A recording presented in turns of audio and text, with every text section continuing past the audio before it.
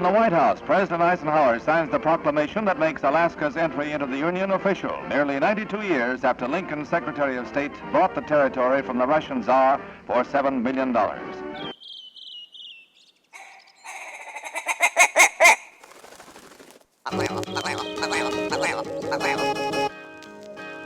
The Alaska Wild Project podcast is brought to you by the following sponsors. The Bait Shack, located on Ship Creek upstream of the bridge. Can't miss the bright red shack. They are the go-to fishing gear rental and guide service on Ship Creek. Tight lines and fish on. Come hook into the action with them. Hit them up at thebaitshackak.com. Lawn Pro AK, your year-round professional property maintenance company, providing services such as weekly lawn maintenance, driveway sweeping, snow and ice management, and tons more. Get your free estimate today at lawnproak.com. Anchortown Dogs, located at 4th Avenue across from the old 4th Avenue Theater. Look for the blue and gold umbrella. From reindeer dogs to bomb euros, they've got you covered.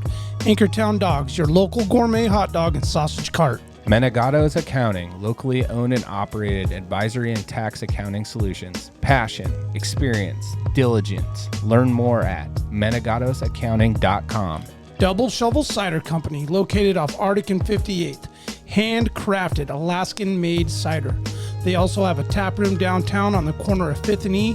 Check them out at doubleshovelcider.com. Serrano's Mexican Grill, 2 locations, one on Tudor, one on Northern Lights. The Northern Lights location has their new tequila bar. Check it out. Also see their daily specials at serranosmexicangrill.com. AKO Farms, located in Sitka, Alaska, built from the ground up with concentrates as their single motivation. Find their products such as their sugar wax, full spectrum diamond sauce carts, and more at the Treehouse AK and other dispensaries around the state. Ask your local bud tender about AKO. TheTreehouseAK.com, located at 341 Boniface Parkway. Your all-in-one cannabis and CBD store. Ask the bud tender what the strain of the day is to get your 10% off. The Treehouse, where the culture lives. Marijuana has intoxicating effects and may be habit-forming and addictive. Marijuana impairs concentration, coordination, and judgment. Do not operate a vehicle or machinery under the influence. There are health risks associated with consumption of marijuana. For the use of only by adults 21 and older. Keep out of the reach of children, and marijuana should not be used by women who are pregnant or breastfeeding.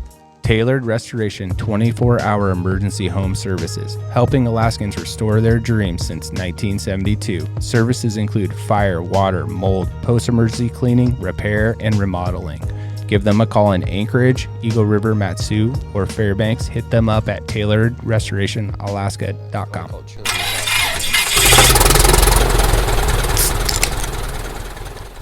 That early one? Yep. Maybe the late one? Kevin, you hear that? You know what that was, Kevin? Have you ever heard of a caribou call? Have you ever called in a caribou? I mean, I've waved a game bag at Sit up on That's your what you forearm mean. That's with kind your- of calling. Well, the cracking of the opening of a beer or cider works No just the shit. same as the white towel. Really? Yeah, I wouldn't have known that. that's the caribou it's call, secret. the Alaska Wild Best Project kept caribou secret. call.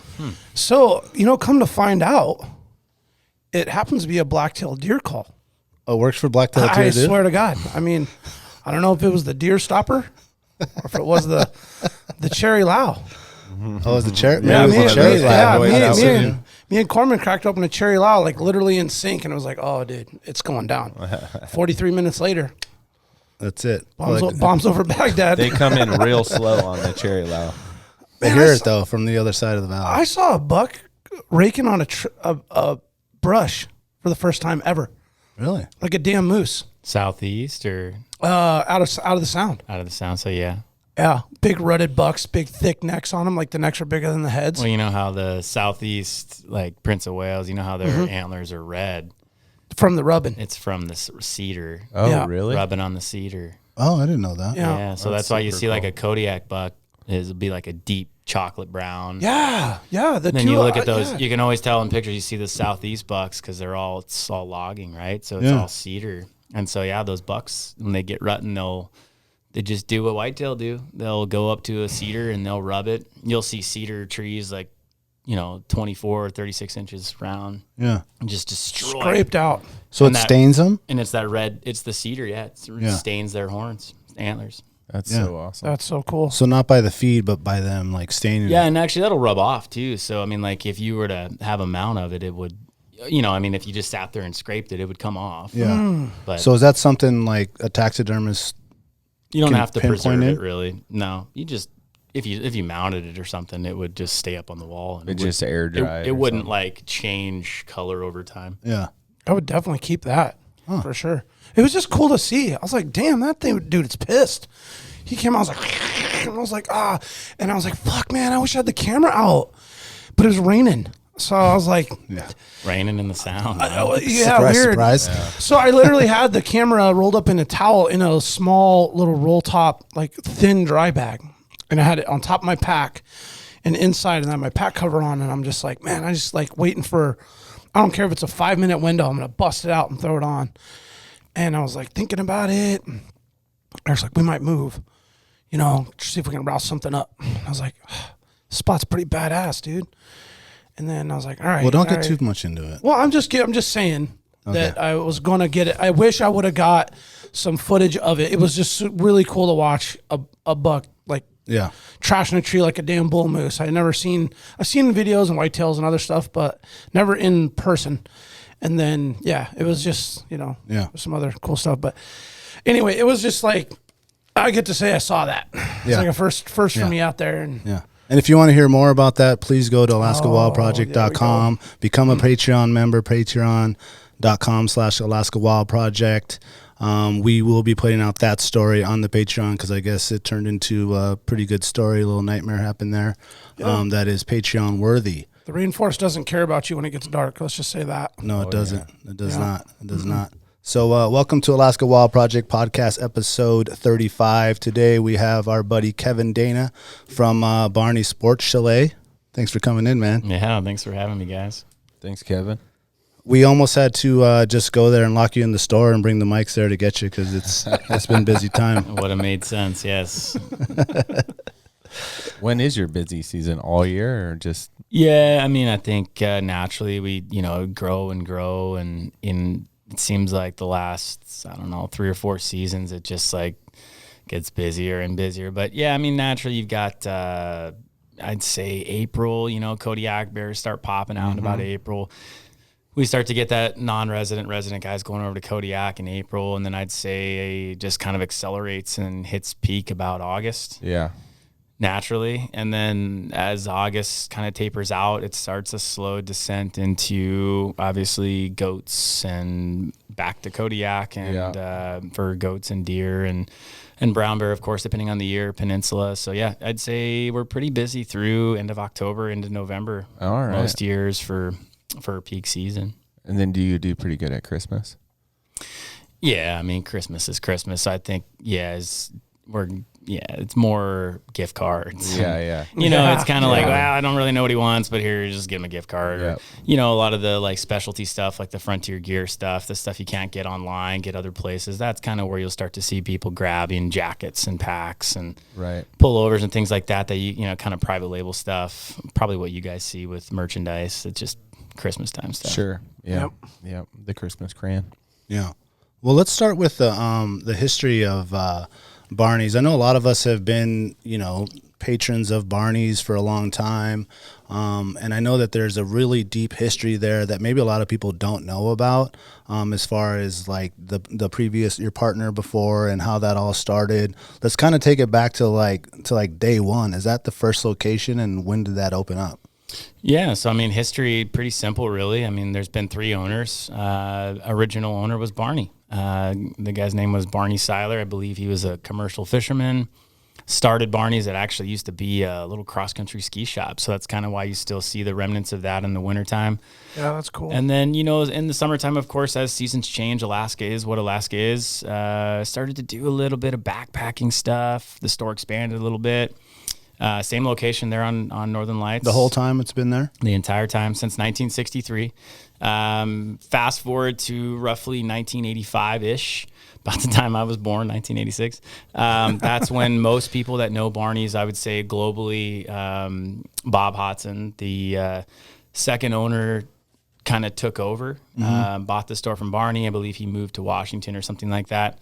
I don't know all the details there, but and then kind of started to put, you know, the sheep hunter spin on the Barneys selection. So I mean, truthfully, Bob was one of the original guys when you look at, you know, what we have nowadays in terms of Sitka, Kuiu, First Light. He was really the first to grab a lot of that high-end mountaineering product and start to bring it in for what he loved to do, and that's sheep hunt and just hunting in general, I'd say. So, you know, slowly started to integrate that, partnered up with a couple different brands, obviously, to do some private label stuff. That spun into, over the years, kind of him doing his own thing, making his own products. Kind of fast forward into, I'd say, 2009, 2010. I was guiding in the Brooks Range. I used to guide for sheep up there, caribou, Arctic grizzly. And just naturally, I grew up in Anchorage. I mean, I went to Chugiak High School. Chugiak. Yeah. And was sitting in a guide camp, and one of the guys there was wearing a Barneys jacket. And I'm like, hey, you know, what is that? And he goes, oh, you never heard of Barneys before? And I was like, no. And he's like, yeah, you know, we get a little discount there. They make some cool stuff. Go check it out.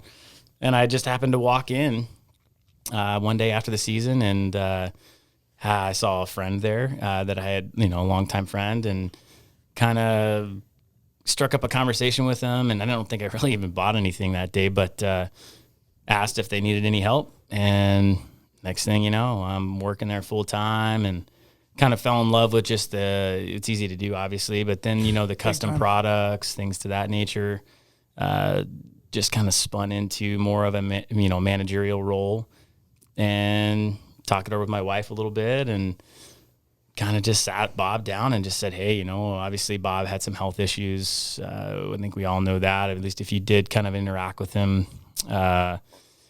And it just kind of turned into a great opportunity for both of us. I mean, we didn't really know much about business. And of course, he taught me as much as you can teach somebody without just kind of setting them loose and going. And here we are. So, you know, not a real lengthy history, but certainly kind of a staple, I'd say, for, you know, guides, outfitters, hunters in general, who just kind of want that, you know, a little bit better gear, maybe a little bit more in tune with chasing the tough critters around. Yeah.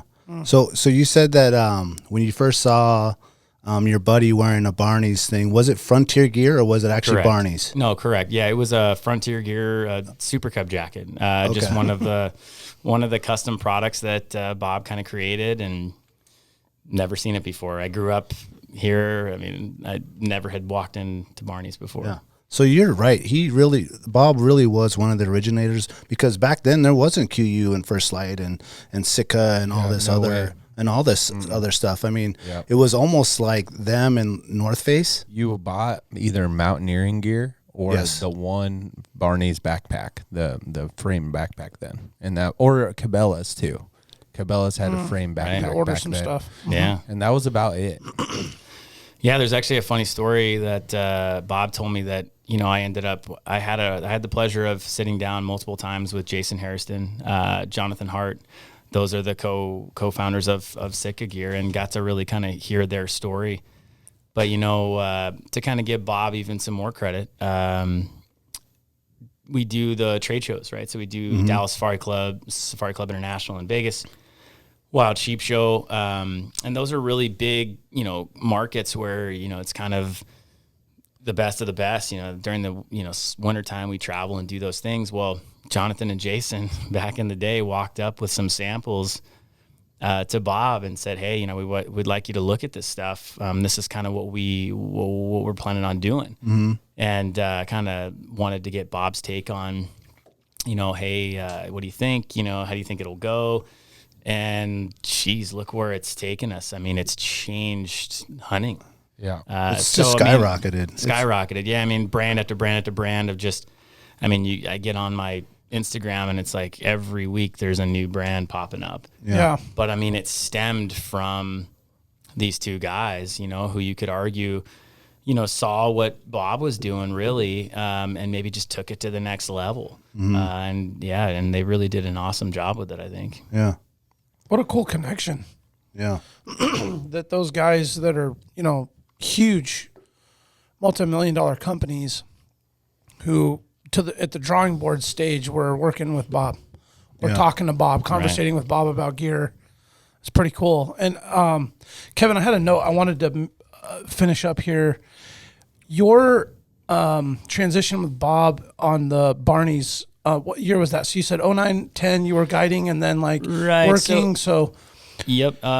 2015 is when the paperwork got signed. Okay. And naturally we did that pretty quiet. I mean, I think, seems like it as a customer. Yep. You wouldn't have known and the I think difference. a lot of that is, you take a look at, it's one thing to start a business. It's another one to buy one that's been established. And, naturally you think starting one potentially is a little bit tougher. And I think they have equal challenges. So, I mean, I've never started a business, so I won't speak to that, but I will say that one of the challenges is that kind of built-in clientele, right? And you look at, it's a weird dynamic, but you look at really the heart of some of the big spending that happens, right? When you get these guys that are coming up on big hunts, right? It's not the 18, 19-year-old guy, right? It's the... it's the 50, 60-year-old guy that's, dentist, doctor. Yep. In the prime of his financial career where he can actually drop the bomb. Yeah. And to be fair, one of my first clients I ever guided for sheep was a guy that he owned a school bus company. He bought one school bus, and then he bought two, then he bought three. Next thing you know, he got the contracts for his local school districts, and he saved his whole life for that hunt. So there's definitely two ends of the spectrum, but I think the point is that the delicacy of that, there's a whole generational gap between me, maybe the young up and coming guy, and a guy like Bob and all the people that he attracted. So I think it was really important to, especially for him, and I think, that's the delicacy of buying a business from somebody who's run it for 30 years is it's very tough for them to let go. Right. And I was very respectful of that. And I think that was part of our plan, was to keep that clientele, to avoid as many question marks of what's the stability going forward looking like. And even after doing all of that, I still dealt with it. So there's still, I mean, you look at me and, some of these guys that have done way more than all of us combined in this room, next thing you know, they're asking me for advice on gear, and they're kind of like, who is this guy? What does he know? What's he done? And so I deal with that quite a bit. And that's kind of why, we did what we did. We kept it pretty quiet. We kept him involved as long as we could. And I think that it was important to that transition. Yeah, thanks for sharing it. I've always been curious myself, because as a customer, I started shopping around 14. And I have a close friend who knows Bob closely, Hap Santoro, and he spoke very highly of Bob, and he, I think, is one of those original old school 70s, 80s mountain hunters. Yeah. That were they went to Bob's store 4 times a year and picked up gear or upgraded gear, or just went in there to chop it up. And the transition to me seemed beautiful, seamless, and smooth. And it sounds like, with the respect of his tenure there and how that worked, it went exactly. Well, I'm sure there was some vetting on his side too. Here you come in and you're working summer after summer. He probably sees your dedication and sees that kind of what you're talking about, and that you're gonna kind of respect the history of his clients and all that stuff. And so I'm sure that went into his mindset of deciding who he's gonna kind of pass the torch off to. Do you feel? Oh, for sure, yeah. Well, and I think to be fair, it's a lot of work. It's a lot of responsibility, and you have to have the right mentality. I think, to take on something like that. And I mean, I'm not saying I was perfect at it, but certainly, it's crossed my mind. I mean, I got to start kind of looking for something like that. I got to look for one of me over the course of the next 20 years. Right. Yeah. And I would say that's it's not just about, somebody that might be interested in it. There's a lot of people that are interested in it. I mean, I get people all the time. They're like, oh, well, yeah, if you ever think about maybe selling this place, or, I'm taking on a partner, let me know. It's like, dude, you got no clue, man. Yeah. I mean, it's one thing to like want to be in there and be in the environment and have fun. It's easy, right? It's like being in here. You know, if this is what we got to do every day, it'd be kind of cool, right? But there's a lot that goes on behind the scenes and a lot of risk. And I think that it takes a certain type of personality. And again, I'm not saying that I'm the perfect, but I was able to adapt at least, right? So I think there was plenty of people. Well said. I think there's plenty of people before me that were maybe interested, and then maybe even were good candidates. But you know, I think that you know, Bob was looking for just the right person, and you know, I mean, don't get me wrong. I mean, we had our beefs, right? I mean, like everybody, you know, you hang out with the same person for too long, you're going to have your beefs, and I think at the end of the day, because we were able to have these, you know, disagreements to an extent where, yeah, it was ugly, right, at times. But then we were able to, like, you know, give each other a big hug, and you know, we had the same goal. The end goal was still the same, no matter what the argument was. And I think it's, you know, it's very similar to, you know, friendships. You know, good friendships in general is they take work, they take time. You know, they're going to fall apart a few times, but ultimately. I would say that obviously I'm very grateful for the opportunity, and it's allowed me to, you know, honestly, as much as I gripe sometimes about being busy and, you know, it's overwhelming and it's a lot of risk, I don't really feel that way deep down. I really enjoy it, and it's a lot of fun. And if it all comes crumbling down, it does, man. I mean, I'm going to do my best until, you know, the very last day. But it's a lot of fun, and I get to work with a lot of good people. I mean, as we sit here today, it's like like-minded people that enjoy to do the same things, and to remind yourself there's more to life than just, you know, everyday jobs, right? I mean, I think we all can agree that you got to get out and have a good time, you know, and that it can cure a lot. Yeah. Well, anything that becomes successful, and I think we broached this on a different podcast, whereas like a lot of people will maybe go to the cidery and they see that you're up there serving ciders, but what they don't see is the 7 a.m. when you're in the back dealing with, you know, all to make the cider and cleaning up the stuff, or me cutting the onions, or, you know, all these things that go in the background, whereas like you might see the front of it, you know, but just know that in the back there's 3 other jobs that need to happen every single day, and it's not always sunshine and always like fun. Like, let's try on some new clothes. Like, someone's got to do the ordering, someone's got to clean the shop up, someone's got to pay the rent, someone's got to do all these things that go into being a business owner, right? You know, certainly, yeah. And I would say, to add to that, I mean, I think and you would probably agree, probably one of the most difficult things, especially in today's day and age, is finding help. Yeah, finding good help that not only is quality people, but you can trust them. And in my line of work, it's I don't want to say it's worse or better than anybody else's situation, but you know, all my help, what do they love to do?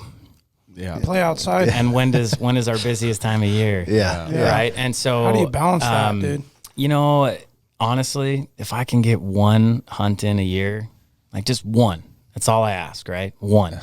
If I can do a fly out hunt, watch the plane fly away, give me 10 days and I'm good. Awesome, for the next year. I'm good. Yeah. But if I don't get that, you better watch out, right? No, but you know, somebody's I think working overtime, right? Even my wife, you know, she sees it, and I think, you know, that's the big picture, is whether it's your kids, your wife, you know, good friends, if you've got lucky enough to have them, they all can tell, you know. It's like I'm busting my butt from April to, you know, end of August, and my wife's like, you got to go do something. That's right. right. You got to get out. You got to go, and you got to reset, and not just for her, or not just for yourself even. And sometimes it's just the perspective, right? I mean, I think we've all been there. You know, you're so eager to go, and you wait all year to go, and then you find yourself sitting in the tent on day 2, and you're kind of hugging your pillow like, I want to go home. I want to see my kids. You know, the weather sucks. And that's good. I think it's good for everybody to kind of be away and realize that, you know, it's great to get away. But I think the perspective of like what you have when you do get home. Yes. And, you know, I think it helps me. I don't know about, you know, everybody else, but I know when I come home, it's like, okay, you know, I've had a chance to think about all those times where I'm looking at my watch going, is it bedtime yet? You know, am I going to survive? When's mom coming home? When I hit those times after the hunts, that's kind of when I realize that, you know, it's not so bad. And mom can, you know, she can take a little bit longer, and those times with the kids and, you know, just being home in general, it makes it all a little bit more enjoyable. It kind of swells that appreciation. Re-energized, swells the appreciation of all that. Yeah. And you got 2 freshies, right? You got 2 fresh kids. Yeah, well, I got so I got 3, right? The girl Wyatt, she's 4.5. Then I got the 2.5-year-old, and then the new one is 9 months. So yeah, it's and no more. All little guys, man. That's it. Well, we talked about this. Yeah, we talked about this. There's a guy here in town that does it. Get that full snip. There's a couple of them. Oh yeah. Good for you, man. Yeah. 7 months later, I went and made sure that there's going to be no more. Yeah. After just weeks of like, did you get a check? Did you get a check? Yeah. Did you get a check? How many times we have to talk about that? Yeah. On the way into a hockey game, after you have 3 kids, you're not showing me a picture of 2 twins in the belly like another guy we play with or used to play with. Oh yeah, he can't play no more. Oh yeah, he's done. Got 5 of them. That was really cool. You shed light on that perspective part, because like I always felt like I remember being a single guy and going out on a trip and coming home, and there's really cool aspects of being a single guy and not having a family life and all that freedom. But when you come home to a house that's lit up and a warm bed and kids and a wife that wrap their arms around you when you get home, I mean, you're right. It's different than the buddy that goes home to his apartment with no one there. But he's calling you a week later ready to go out or whatever. Or he's going out on another hunt because he's open and free, and that's cool, man. I like envy those guys too. But I'm saying you kind of you relearn over and over how thankful you are for what you have with family and loved ones when you go out in the woods and you get that perspective, like Kevin said. Yeah, absolutely. It just is like every year, it's like it reminds me every single time. And it's usually about day 5 or 6 for me. Exactly. I get in there in the mission and you're doing it, and then you're like, have a day to reflect, whether it's weather or just a bad day, or maybe you and the homie on the hunt are like just not feeling it and you're not jiving or whatever it is. You're like, oh, what am I doing out here? It's just be at home with my beautiful family. Yeah. You're just like, wait a minute, I want to kill a bull, so let's get this done. But it just, I love it, man. I'm glad you brought that up. Yeah. And I mean, the other part of that is, I think, we get a lot of people in that, see me in the store all the time. Right. And every time I've been there. A lot of young guys, right? A lot of young guys like me, maybe a little bit younger, but more in the sense of, don't quite have a family yet, don't quite have kids. Adventure boys. And I think that naturally they, people always kind of talk about, the old saying is, when you have kids, it changes things. And I think we all as hunters kind of go into it like, no, it's not going to change things. Yeah. Like, we're going to be the exception, right? I get the people that come in that are kind of like, oh yeah, I guess you don't get to do much hunting, and they make the comments kind of like, oh yeah, you're always in here, you're always working. That's kind of the caveat to working here, and almost like they kind of feel bad for me, right? And I think it's kind of cool, I suppose. But if the difference is for me is just like I said. I mean, I think that for a lot of those guys being single, and I think it's great. They're getting out there doing 4 or 5 hunts a year. I remember the days. And it took 4 or 5 hunts to fill the void, right? It for me to feel like I did what I needed to do, know, and I accomplished what I needed to accomplish. I think having the family, having the kids at home, it made it to where, man, if I can just get that one hunt in where it's all just me, the mountains, whatever it might be, right? If I'm lucky enough to harvest something, great. And even my wife sometimes, she's like, well, you didn't get a sheep, like, I'm really sorry. I wish you could have got one. And it's not about that, it's not about that, and I think that being hunters as we are, going out there and really feeling what it feels like to have the reset button, right? To just, it's pressed, right? I mean, we're good. We don't even have to get anything. We're good, right? Yeah. Now, if we kill something, it's like, okay, now we're real good. Yeah. But it's tough to explain that, I think, to people, the people that haven't, that don't have the ability to go, okay, what am I missing? Yeah. They're not missing anything, right? Yeah. They're missing cold pizza and an empty bed. It's like it's as if your void is smaller. Yeah. Yeah, and it takes more, right? When you're younger, it takes more to kind of feel like you've accomplished what you needed to accomplish. For me, it doesn't take long. It doesn't take much. And I mean, if I can get one hunt in, I don't mind. I don't mind working the rest of the year. Yeah. It means more. It does. Like Yes. when we broke out, we're starting up the cidery. I was working on the slope. Jerry's working on the slope. We're on opposite schedules. We come home from the slope and, we're working 80-hour weeks. I have a new family when we started this out. And before then, I had 2 weeks off. I was fishing or hunting or doing whatever I wanted, skiing 40 days a year. And all that cool stuff was not as cool.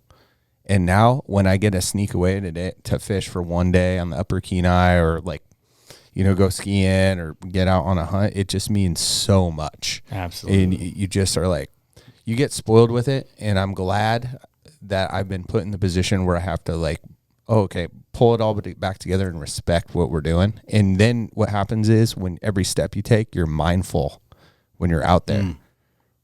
Yeah.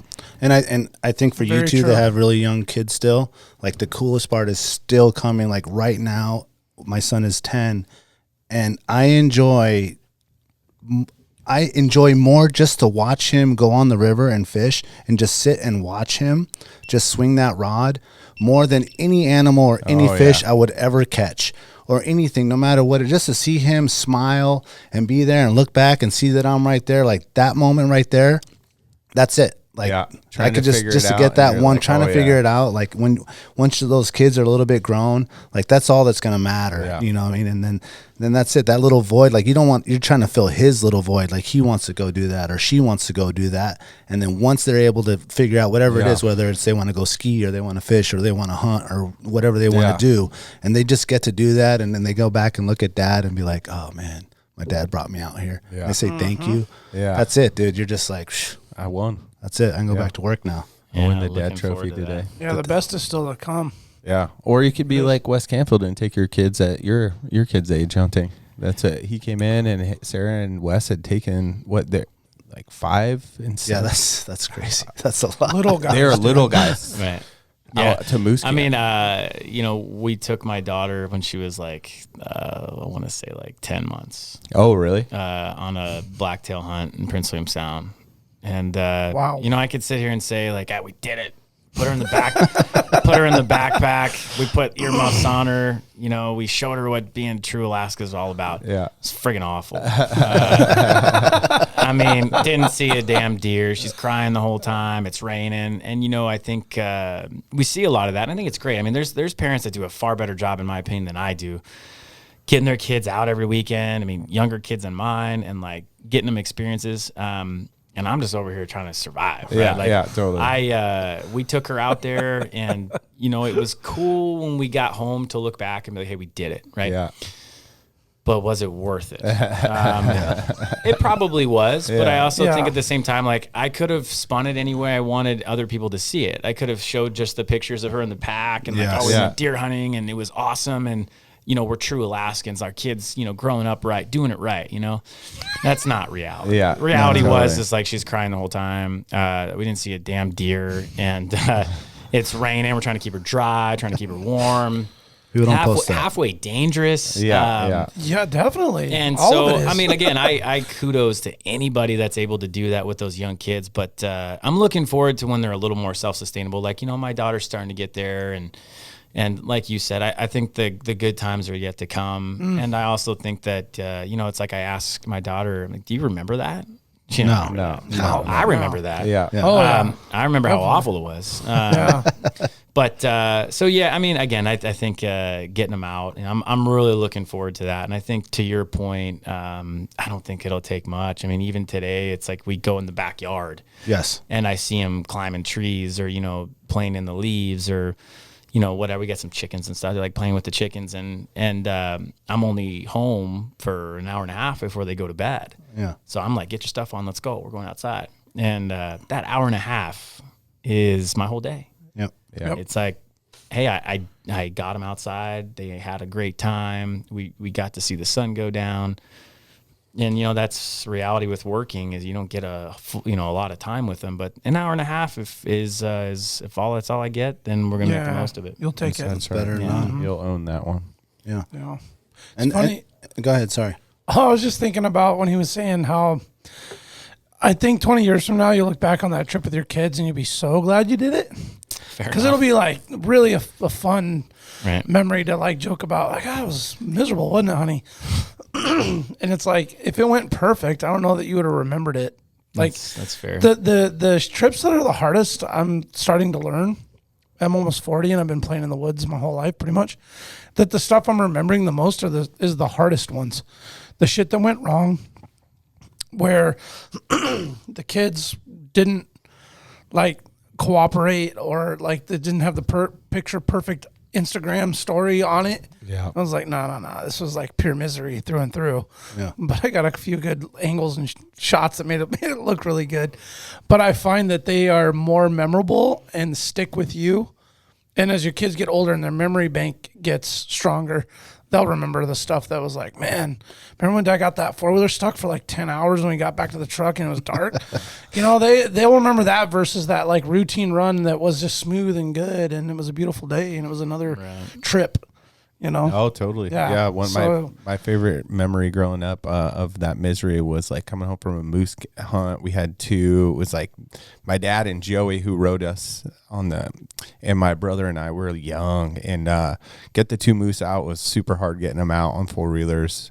They weren't the big ones that we got now. It was all harder. And then back the trailer breaks on the way back, and so we had to go wake some dude up in Glen Allen in the middle of the night to get all these parts for the trailer. Well, Joey's sleeping under the other trailer, and I get back and my dad's like, go check on Joey, and I go up and like go look under the trailer, and there's this dude. Yeah, pretty much. He's a director, There's this dude sleeping under the trailer, and you're like, and it's pouring rain, and you're like, that fucking sucks, dude. And he just did this, Yeah. But that's what, so those suck trips. You remembered it very well, though, didn't you? Oh, yeah, man. You do remember the worst. Like, speaking about memories, my one with my dad is we were out hunting caribou on the Toke, and he ended up, like, doing a bad shot on this caribou and, like, hit its leg, and this thing, like, ran off. And he decides to go chase after it. Yeah. And, my dad was a soccer referee. And so for some reason, dude, in his like backpack, he had like the linesman, like the flag, the red flag. Yeah. So he hands me the red flag. He's like, guide me to where it's at.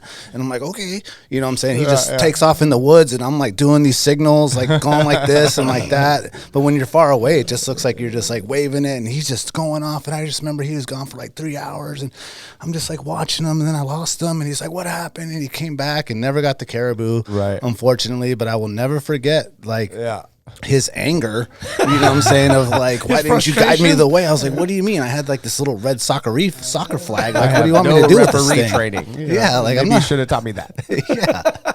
We didn't do a tutorial on what we were. Yeah, exactly. Dude. Yeah, and I'm just like in the back with the 30-30 and my thing on the little, the lever action with no scope, just like exactly. Like, I'm gonna do something with that on the Suzuki King Quad with the blue chair. Remember that one with the 3 gears? Oh yeah. Yeah, the 300 best machines made. Yeah. Those are billy goats, dude. We have 3 of those. Oh, still. You guys do? Yeah. 2 of them are running good. Yeah. Their plastics are all zip tied up, and the seats are. I think my brother actually redid 2 seats on the 2 and rebuilt carburetors and got them running. But we bring them all out to Gary's, and none of the kids want to ride them because they get throttle thumb because those those throttles are so like stiff. Yeah, they're a perfect learning machine for a kid. But man, after about 45 minutes to an hour, it's like, Dad, and they just like forearms locked up. You can't close your hand. I love those though, man. Kevin, what's your suck story from growing up? My what? You got a suck story from growing up? A sex story? A suck. Oh. What's your like this trip sucked? Like this shit just got weird. Kevin, please don't turn go. the lights down. That was awesome, Kevin. That was awesome. I don't know. My story is a little sex story with different. Kevin Dana. Yeah. just like, I Patreon. knew Sign up there- for Patreon. I knew there was something. Too good to be true. You know, I didn't. I grew up. You know, my mom pretty much raised me. I didn't have a dad that really hunted, and my mom never hunted, and you know, even fish for that matter. I kind of just had to self-taught, and I was super interested in it. We lived in Peters Creek, and I'd pop off the hill here and run down to the creek and do some fishing, and never really got to go on a lot of big extravagant trips growing up, but you know, I kind of made my own as I got old enough. I mean, I remember, you know, it started out, you know, small game hunting like most guys, and duck hunting and things like that, and going out after school and middle school, high school, and not even sure if it was legal for me to be out with a gun by myself, but Probably not. you know, I mean, I got a lot of stories, of course, of, you know, anytime you involve four-wheelers, swamps, moose, And youth. Yeah, it's not a lot of experience.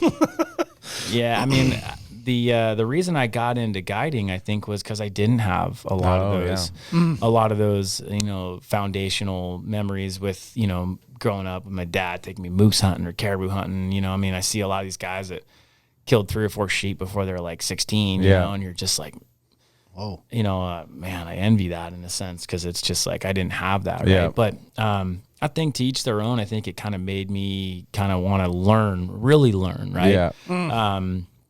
But you know, the first year I went up into the Brooks Range, we had a client that this is one of the funniest stories / scariest stories, you know. But it gets pretty crazy up there with rain. I mean, it'll start raining, and those rivers come up pretty quick, right? Yeah.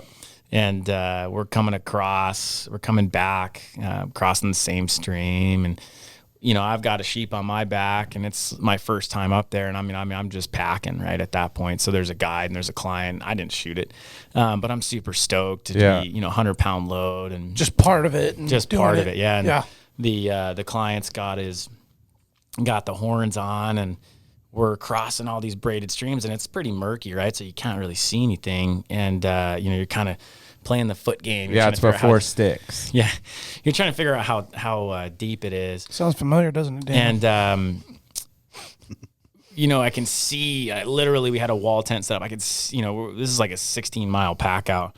Holy And shit, dude. we had a, you know, like a not live-in, but you know, he'd be there the whole time at the cook tent. So I can see the smoke coming out of the cook tent. I'm like, it's fucking game right on. there, Right there. And so I kind of got to a point where we were trying to stay dry, and I just went for it. I was like, this is like one last channel. It's like, you know, 12 feet wide, and I go across. Of course, I went over my like glacier sock setup, you know, that I had gotten from Barneys, but I didn't know Barneys existed.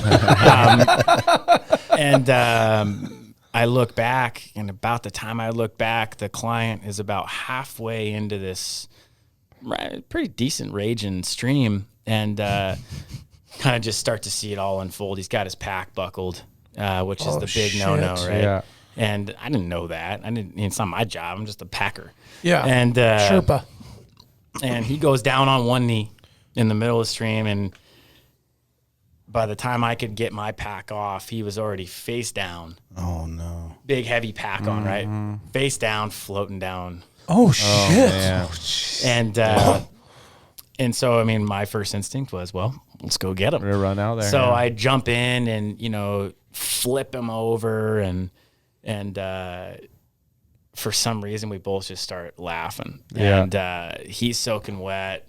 We wash up on a riverbank, you know, or on the bank, I'd say probably like quarter mile down.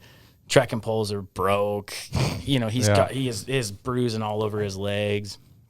And Full yard sale. just everywhere, right? Epic sheep story. And you know, the first thing I checked was, the ram's still in there, because we just done hauled this thing for, you know, forever. Oh, it better be there. And it was there, and he's soaking wet, I'm soaking wet, and we look upstream, and there's the assistant guide kind of going like, what are you guys doing? But, you know, that was kind of like my first introductory to like, well, what if that would have happened 14 miles ago? when the wood stove wasn't going? Right. And, Yeah. unbuckle your pack before you cross the stream, you know? And so these are just some of these real, like, right out of the gate initial lessons that I got to learn with I mean, that whole first year up there was just phenomenal. But, you know, I wish I could say I had a lot of great, you know, stories growing up doing it, but it really didn't kick in for me until I was probably, you know, 15, 16 years old. Yeah. Not that I didn't do some hunting before then, but more or less just because, you know, the means to go out and again, that's kind of why I got into the guiding thing. Is it's like, I want to go up there, I want to learn, right? Yeah. And I was so fortunate. I feel so grateful that, you know, I think there's different ways to learn anything, but I look back, you know, as I sit here today, and the most grateful thing I have is the guy that taught me sheep hunting was all about the sheep, right? Yeah. It wasn't the fluff of the modern day, right? It was purely conservation, and hey, we've got this little section to hunt, and we got to manage it, right? Right. And you're gonna learn how to age. You're gonna learn how to look for mature animals, whether it's a caribou, a grizzly, doesn't matter. This is not a killing game. Yeah. You know, we're not just up here to kill stuff. We're up here to, like, manage it and, like, really, you know, learn about these animals. And so I feel really, really fortunate for that, because, you know, not everybody learns that way. And I think that, you know, I mean, we all go on our own sheep hunts, and it's like, it's hard to know, like, full curl, not full curl. Yeah. The last thing you're thinking about is age, right? Well, that age thing was just driven into me. And it's kind of confusing. It's a confusing world out there, because you talk to people about it, and age. Yeah. You know, like, as long as it's full curl, you know, and I mean, I respect that. And I think that, you know, the way the regs are, that's fair. But you know, where we learn, I think, is, you know, or who we are as hunters, I think, is all about who we learn from and who we got to hunt with. And I just feel really fortunate between, you know, the outfitter I work for and the people I associated myself with were very, like, this isn't about killing. You know, we're up here to have a good time. This is the Brooks Range. Man. We're well above the Arctic Circle. I mean, we're dying as soon as it's kind of like the vertical limit in climbing. Yeah. Right? I mean, we're not made to survive up there. Yeah. You're correct. We got 10 days worth of food on our backs. It's going to run out. In 2 months, it's going to be sub-zero temperatures and snow. We're going to have to get out of here. Yeah. So we're just on borrowed time. And we're going to make the best of it. So it was pretty cool to learn from those guys and to kind of get that perspective of the old school, you know, and I'd say Bob fell into that same category, the old school sheep hunters. Yeah. You know, and that's really where I think a lot of who I am today comes from. Well, I think a lot of that is maybe missing as hunting has become very popular. It's become like the thing to do, especially like sheep hunting has just become this aura that people put on it, and people like feel it's like the pinnacle of all these things, where there's more to it than that. And if you don't have the right person to teach you the right way, then you might be fooled into thinking that same way. So I just wonder, what's your opinion on how it's been progressing? Is it going too quickly? Is it becoming too popular too fast? Oh, well, yeah. I mean, I'm just one guy, right? I don't know that my opinion really matters in the big scheme of things, but certainly I would say it's pretty fair to make the assertion that it's popular, right? It's and, you know, I think the challenge is getting to a point where you can admit you are a part of the problem, and then finding a way to make positive change, right? So I'm right there, right? I mean, I got an Instagram account, right? I've stacked up the photos just like anybody else, and, you know, kind of stumbled my way through this social media world, and I think it's been a real positive things for a lot of things. I mean, I mainly use my social media for my family. But, you know, prior to that, I think that we're all guilty in that sense where we want to share our experiences. And I think that that's a good thing. But unfortunately with the sheep hunting, you know, between the magazines, the social media posts, the hype, right? And I mean, I think that anybody who's ever put their hands on a set of sheep horns, especially after the grueling 9 grueling days prior to that, right? We all get it. I think we all understand why when someone does harvest a sheep, that's the first thing they're going to post, right? Is look what I got. But I also think that what's gotten lost is the reason why we hunt them, right? And the reality that these are not plentiful animals. I mean, they've got a vicious life cycle. They deal with predation just like any other species. They're actually a pretty fragile animal. The people that get to know sheep can understand that. I mean, the winters alone can play a huge aspect. We're seeing it right now, I think, right? And I don't know if, in some strange way, if that's like nature's way of kind of settling the hype. I think people are going to have to start finding other things to do and be hyping about, because, I mean, we got an age gap of 6 to 9 year old rams that are just gone. The winters have just demolished them, and so. To answer your question, I think yes. Naturally, I think the hype is it's gotten too popular. Not that everybody doesn't have a right to chase them and to enjoy them, but I think that the question isn't necessarily about has it gotten too popular as a whole, or is the kill too popular? Yeah, that's right. And I think that if you have to be successful in the sense of killing, you're hunting the wrong species. Absolutely. I agree. And I mean, I think you could even venture to say that, you're missing the point, broad spectrum. Yeah. I mean, and again, I don't like to talk like I know everything, but I get to talk to a lot of people, and I get to kind of like feel people out on, they come in and they want to know all about what I've done. Well, we just talked about that. I don't get to do much. But you get to kind of see different people's outlooks on it, and some people get it, but a lot of people don't, and it's unfortunate because I think that a lot of sheep have to die before somebody gets it. Yeah. And I think right where we're at now is you got winners that have really kind of crushed that age group, and now people are trying to figure out, where are we going to go? What are we going to do? And instead of figuring out, like, hey, it's been pretty hard on me, we got to give them a break. It's, well, where's the best place? Where did they survive the best? Yeah. Let's go there. And I mean, that's just not how I was taught. I mean, we up in the Brooks Range, we'd put a lot of miles on. We'd see a lot of sheep, and we'd see a lot of legal sheep. It wasn't about killing the first legal sheep you found, and that's not the world we live in today. I think that naturally it's expensive, right? I mean, from a figurative perspective of money, time away from work, family, and I think people just get on your body. Yeah, well, certainly, yeah. And I think that the problem is all those factors come into play when you're off, hunting. I think it's like, well, spend all this money.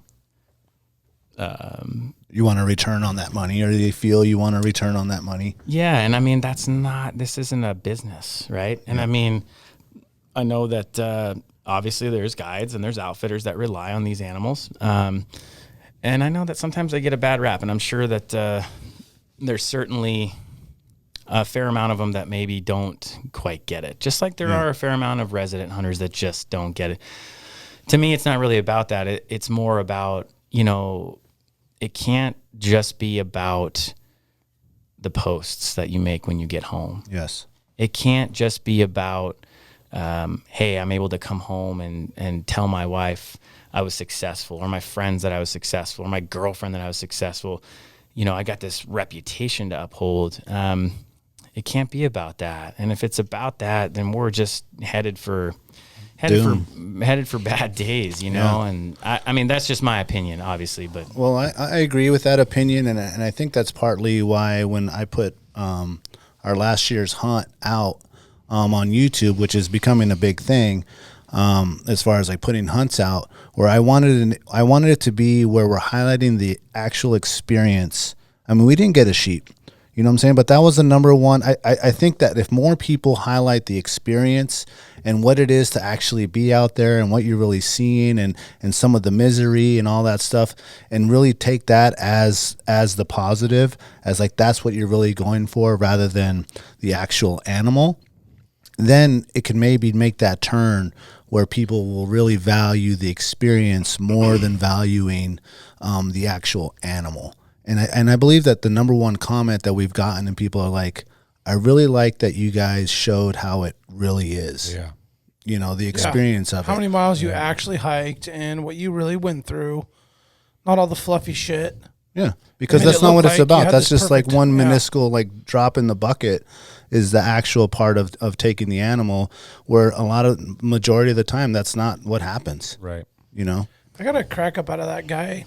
Remember he said something about like, I can't get this hour and 20 minutes of my life back or whatever. He said, because he watched the whole video. And he Yeah. didn't get one, right? We didn't get one on Right, that hunt. And it Yeah. was just like, you don't fucking get it. Like you Yeah. clearly didn't, like you were just waiting to see an animal get shot. Yeah. And I was like, bro, and that's what's beautiful about it is that first off, you still took the hour or whatever to watch it. So thank you for taking that time, even though you hated it. You still took the time to watch it. So clearly something had you drawn to it. But that's not our audience anyway. Yeah. So it's all good. And it was a good lesson for him. He doesn't like sheep hunting. You know? Yeah, because that's what it Our is. what it is. perspective Like- is skewed. Well, know? and I think too, I mean, it might be fair to say that, we've created that. Yep. You're right, as Kevin. as a society. Yeah. We've created that. I mean, you look at, you go all the way back to Lee and Tiffany, right? I mean, whitetail freaks. Yeah. Right? They were the originals. Yeah, right? I love them. Do you They're think they cool. would be where they are today if they didn't have the kills they have? Right. Right. And Oh, my that was God. what it was all about. And I mean, that was one of the first like hunting shows that I ever watched outside of maybe some Jim Shockey stuff, right? Yeah. But I mean, we're talking 2 decades of Definitely. nothing but the kill. It's Right. going to take some time for people to change their perspective. I don't think it's a cause that, I don't think that's a reason to just give up on it. I think you guys, No. you keep doing that. And the next place, hey, we'd like to make a film like that. And I want to kind of do what they did and highlight. That's the change. I mean, that's what it's going to take, in my opinion, is decades of that.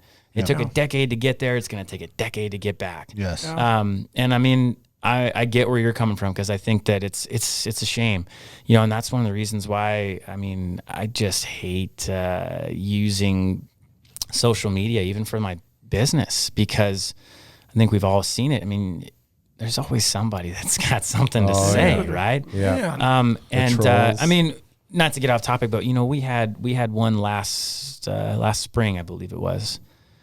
I know we said we weren't going to talk about it, but Get after it, Kevin. COVID, right? This topic So is whatever you want to talk about. COVID hit, and the municipality did all this riffraff about, well, if you're an essential business, and I was trying to find ways to, I was pushed into a corner, man. I'm freaking out. I'm like, my wife's like, "What's wrong with you?" And I'm like, "We're gonna lose it all, right? I mean, they're gonna shut us down. I'm not essential. I've got all these loans," and it was a real turning point for me. And I mean, granted, it didn't end up being what I thought it was gonna be, but to the point, to fast forward, I made some posts about, hey, we're open. I'll do curbside pickup. I'll drive to your freaking house. Yeah. Whatever I got to do. And somebody made a comment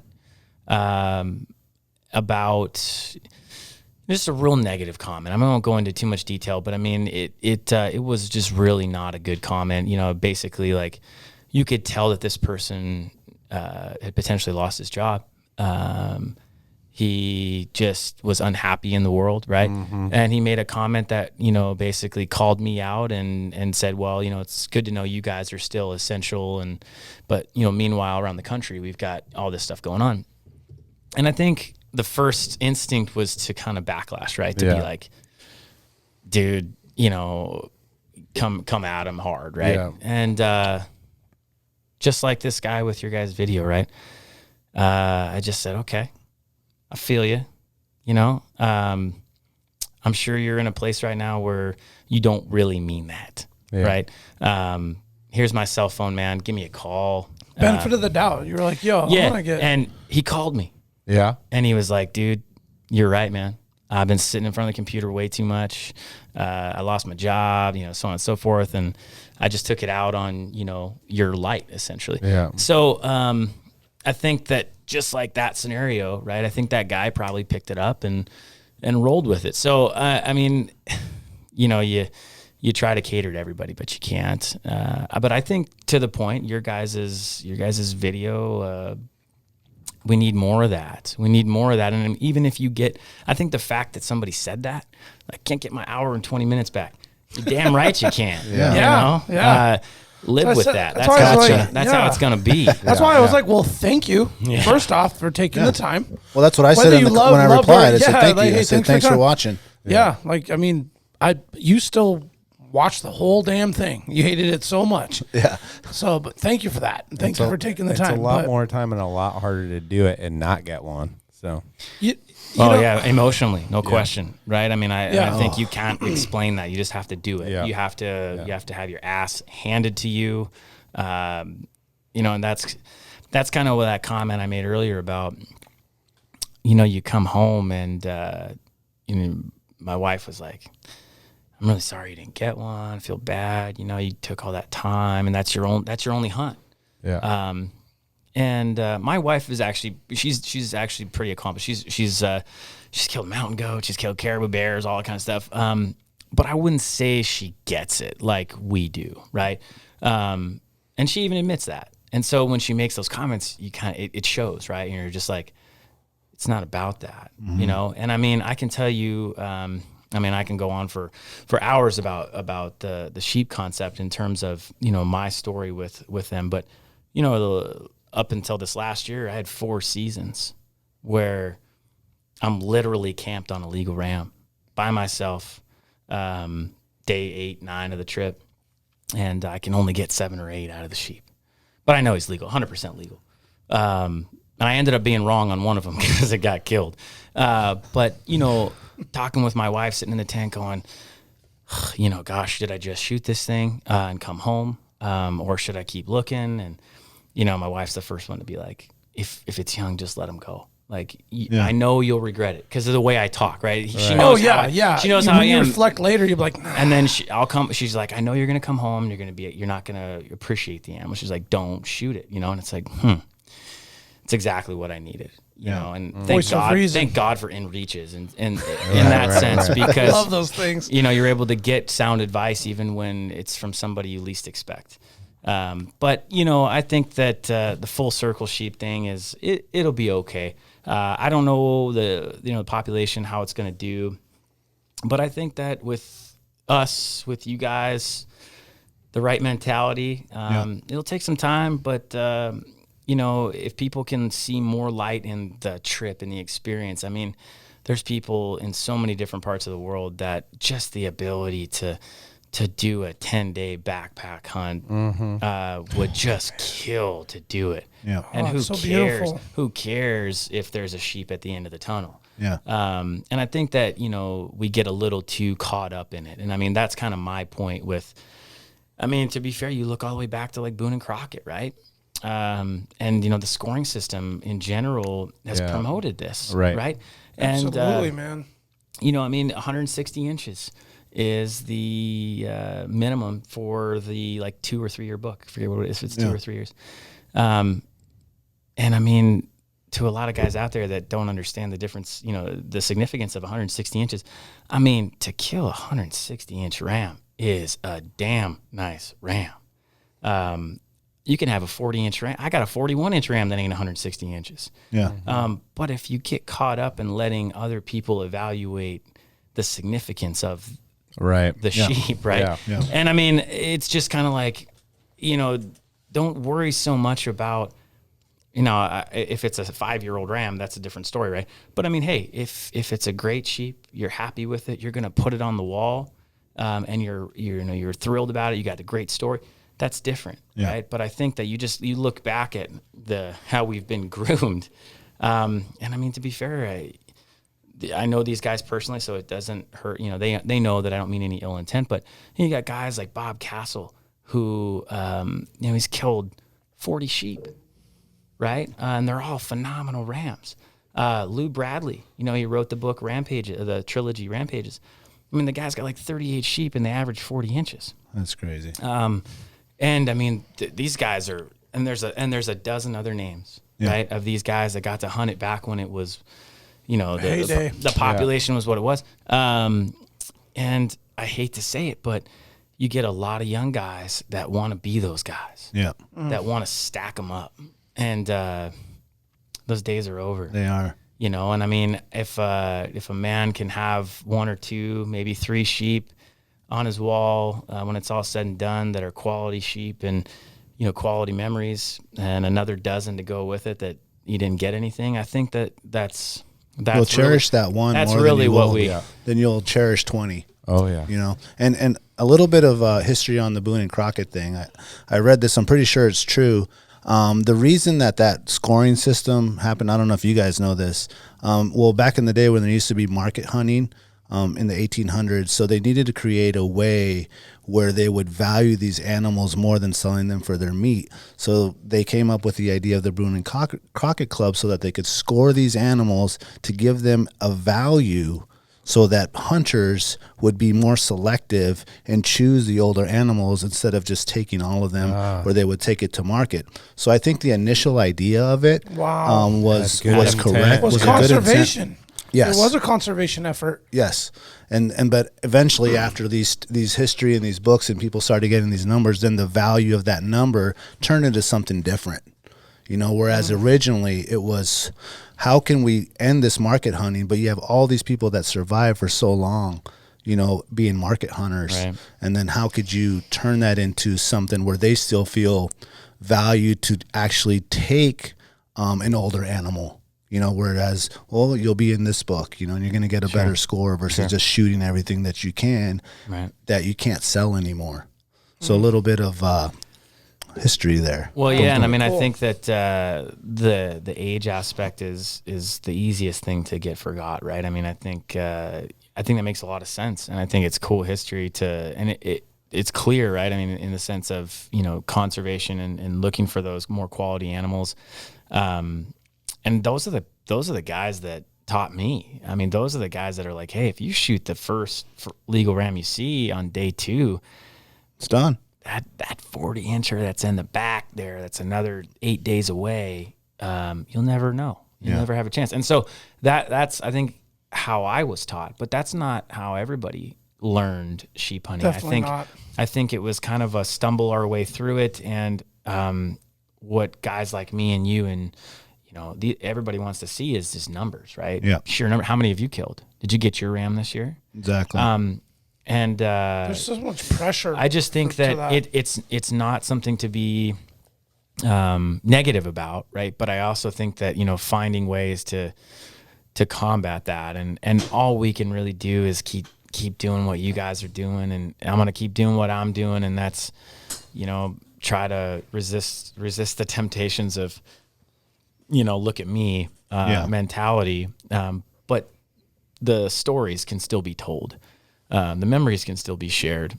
You just might have to put a little disclaimer, like, just in case you're interested, no ram gets killed. Yeah. No animals were hurt during the filming of this video. I debated on saying that, but I was like, I'm gonna catch these guys. I want to watch this. Oh, and I think that's good. And there's I've seen some good ones. Yours was great, but I've seen some good ones that have that same persona, and I think that people may not say anything, but I promise you, it gets through. I think that it gives a lot of those hunters out there that haven't been successful, they'd shoot the first legal ram if they saw it, and I wouldn't blame them because they haven't harvested one, but they're trying to find a way to be successful. And I think that, we've all been there where it's like, why are we doing this? Right. Mm-hmm. Like early on, especially, like, we suck at this. We ain't seen nothing. Like, what are we doing? It'd be easier just to stay home.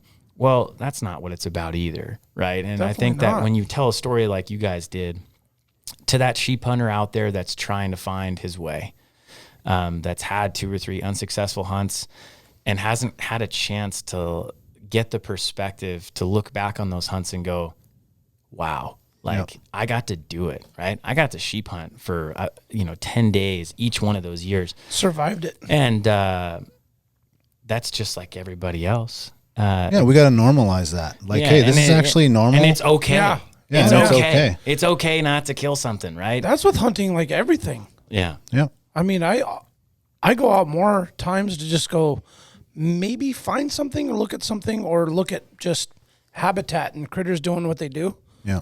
More than I'll ever get a shot at killing anything. Yeah. And I love it. It definitely has a different spin sheep hunting, though.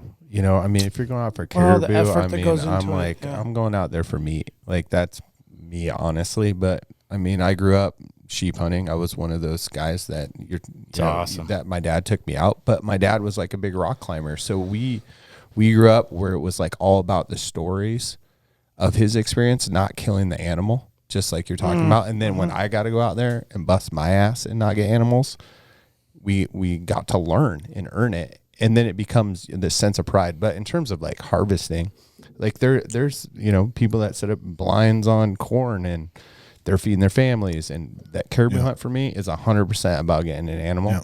Like if I can get back to Anchorage that same day, awesome. But then you have these other ones like our moose hunts and stuff that it's just all about the experience.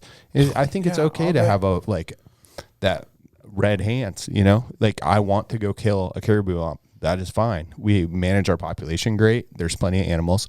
If we are in the same position that we are with sheep, with caribou, where it's become like the pedestal of hunting and people have a false image of what it's really about, and then people are coming up here trying to just shoot the biggest animal, then I would have a real problem going out and like harvesting, just going out to harvest. But we don't have that, luckily, and we have really good game management for the caribou. And I wanted to ask you about that specifically. Like, what do you think about our sheep management through my sheep hunting life? Like, more and more areas have turned to drawing. Do you see?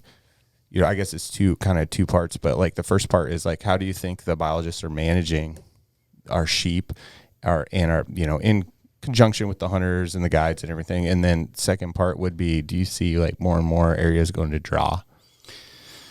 Yeah, no, I mean, I'm not a biologist by any means. And I think that it's actually the most important point that I could make about how the population's doing and how it's being managed. If I could say one thing, it's that I'm sure they're doing as much as they can do within the constraints of the political aspect. Right. I mean, there's a lot, there's a lot that goes into that.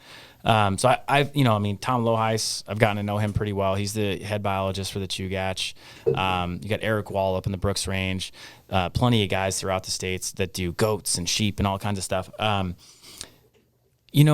biggest beef with the way that we're managing sheep is I took some biology in college, right? And I actually really like science. I think it's great. I'm not a big math guy, and history's kind of cool, but science always intrigued me. And I remember the fundamentals of science. And to answer your question as best I can, we don't know how many sheep we have. Yeah, it's tough. And so I sit in my store, and I cater to guides. I cater to residents. I donate to the Alaska Professional Hunters Association, which is primarily guides. I donate to the Resident Hunters of Alaska, which is obviously lobby group. It's its own entity, right? Mm-hmm. Both have fundamental aspects in our hunting world, and I think they're both good platforms. And you got residents, you got non-residents, you got resident guides, you got non-resident guides, and I'm smack dab right in the middle of it, right? I used to guide. I'm a lifelong resident. I rely on non-residents. So I personally feel it's a mix. I'm not much of a pedestal guy, but I would say that I'm probably one of the most unbiased people you could talk to when it comes to what should happen with sheep. And I see both groups saying, well, we want this, we want that. If there's going to be a reduction, if things are going to go to draw, it should happen to the non-residents first, vice versa, right? Well, we manage it better. How many sheep do we have? Yeah. And until we know how many sheep we have, and it's not an easy thing. Yeah. No. Right. I can sit here today and say, like, if they came out and said, hey, we're going to shut down sheep hunting for 2 years, and we are going to fly the living shit out of the state, and we're going to get a damn good idea of how many sheep we got. I'd be all for it. And I think that once we have a general idea, then we can start to talk about who gets what. Yeah. But I think it's premature to say, well, I think we should get this or this percentage of that. Of what? Yeah. Like if there's a pie, how much pie is there? Yeah. Right. There you go. I mean, I like Yeah. pie just as much as anybody, but if I don't know how much there is, how much can I say I deserve? Yeah. Or that I'm gonna get? So I feel like they're doing as good a job as they can do. I feel like if I had one wish, and it's obviously never going to happen, but it would be that it would be about the sheep. Yeah. I think that, most good outfitters and guides that I know, they get it. They're cutting back, especially after this last year. I know I can name a dozen of them that had, say, 6-7 sheep hunters and called more than half of them and said, you're not coming. Push Yeah. it back. Yep. And I know just as many of those guys have voiced their opinions to Fish and Game and said, hey, shut her down. Yeah. But why, right? Because that's what's best for the sheep, right? That's not what's best for Kevin's inner void, right? I want to go sheep hunting. I want to go have a chance at them every year. But there's a time and a place for the wants. And right now, I think the sheep kind of need us to step up and say, hey, what are we willing to give up here? And I just never really understood how we can allocate X number of sheep per, that's my family there. Sorry. Yeah. Keep flashing X up and back. X number of sheep for this group and X number of sheep for that group. We can't do that until we know how many we have. So that's simple biology in my opinion. Now I say simple, that's because I'm not the guy that has to answer to it. But that's what I'd like to see. Yeah. I'd like to see them forget about whose sheep they are for 5 minutes, right? For 2 years maybe, and go pay residents with planes, pay guides with planes, and get them up in the air and get a survey, corridor it out, and figure out how many sheep we got, so we can start to figure out how many we can afford to kill. Yeah. Because I think it's pretty safe to say we're killing too many. Yeah. Totally. And so I'm a big believer in point system, in the sense of like not draw, right? Or not even their general point system that you see down in the States, but I'm talking like quota, right? Like you see goats. They survey those areas. Yep. And they say, okay, we feel like we can take 10 billies. Yep. Or 10 goats, I should say. Yeah. We're going to put that on a point system, and we'll give out 15 to 20 tags. And as soon as that quota's hit, it's over. closed, We're yeah. done. And I feel like that would work with sheep. I don't think we have to go to full draw. I don't think we have to take away that aspect of Alaska that everybody in this room. I don't know if she likes sheep hunt or not. I think she would. I think we don't have to take that away quite yet. And I don't even think we have to get into that. Well, if we're going to do that, the non-residents have to go first, right? It's our constitutional right. I'm all about like that kind of stuff. But I think that if it came down to it, the sheep come first. And I think that if you disagree with that, then you shouldn't have the opportunity to hunt them. Absolutely. Yeah, we got to conserve the sheep. I think the biologists and Department of Fish and Game, they got their hands full, because it's not only the sheep. You think about the king salmon, you think about the clams, you think about the halibut. Now it's the crab. This is just a multiple of studies and time that all these people have to take. And there's obviously some sort of pattern that's happening there where there's been an over harvest of all these different things. And we should be okay as residents to just shut it down, like they shut down the kings. Yeah. They shut down the clam digging. They're going to shut down the halibut. They shut down the crabbing. Where does it end? Does everything have to be shut down till people realize, like, hey, this is actually, We have to wait too long to shut don't it wait down. too long. Right. Exactly. Yeah. Yeah, be proactive instead of reactive. And to that note, I would say a lot of people's argument is, as I said, we're the residents, right? We live here 365 days a year, there are sheep, figuratively, right? Yeah. Because there are sheep, we should be the first ones to step up and say, no mas. Yes. Right? Let's get this under control because they are our sheep. Yeah. And I think you're absolutely right. And that's why I treaded lightly with the, how do I think Fish and Game's doing? Yeah. I think they got, like he said, I think they got their hands full. I think they're doing everything they can do.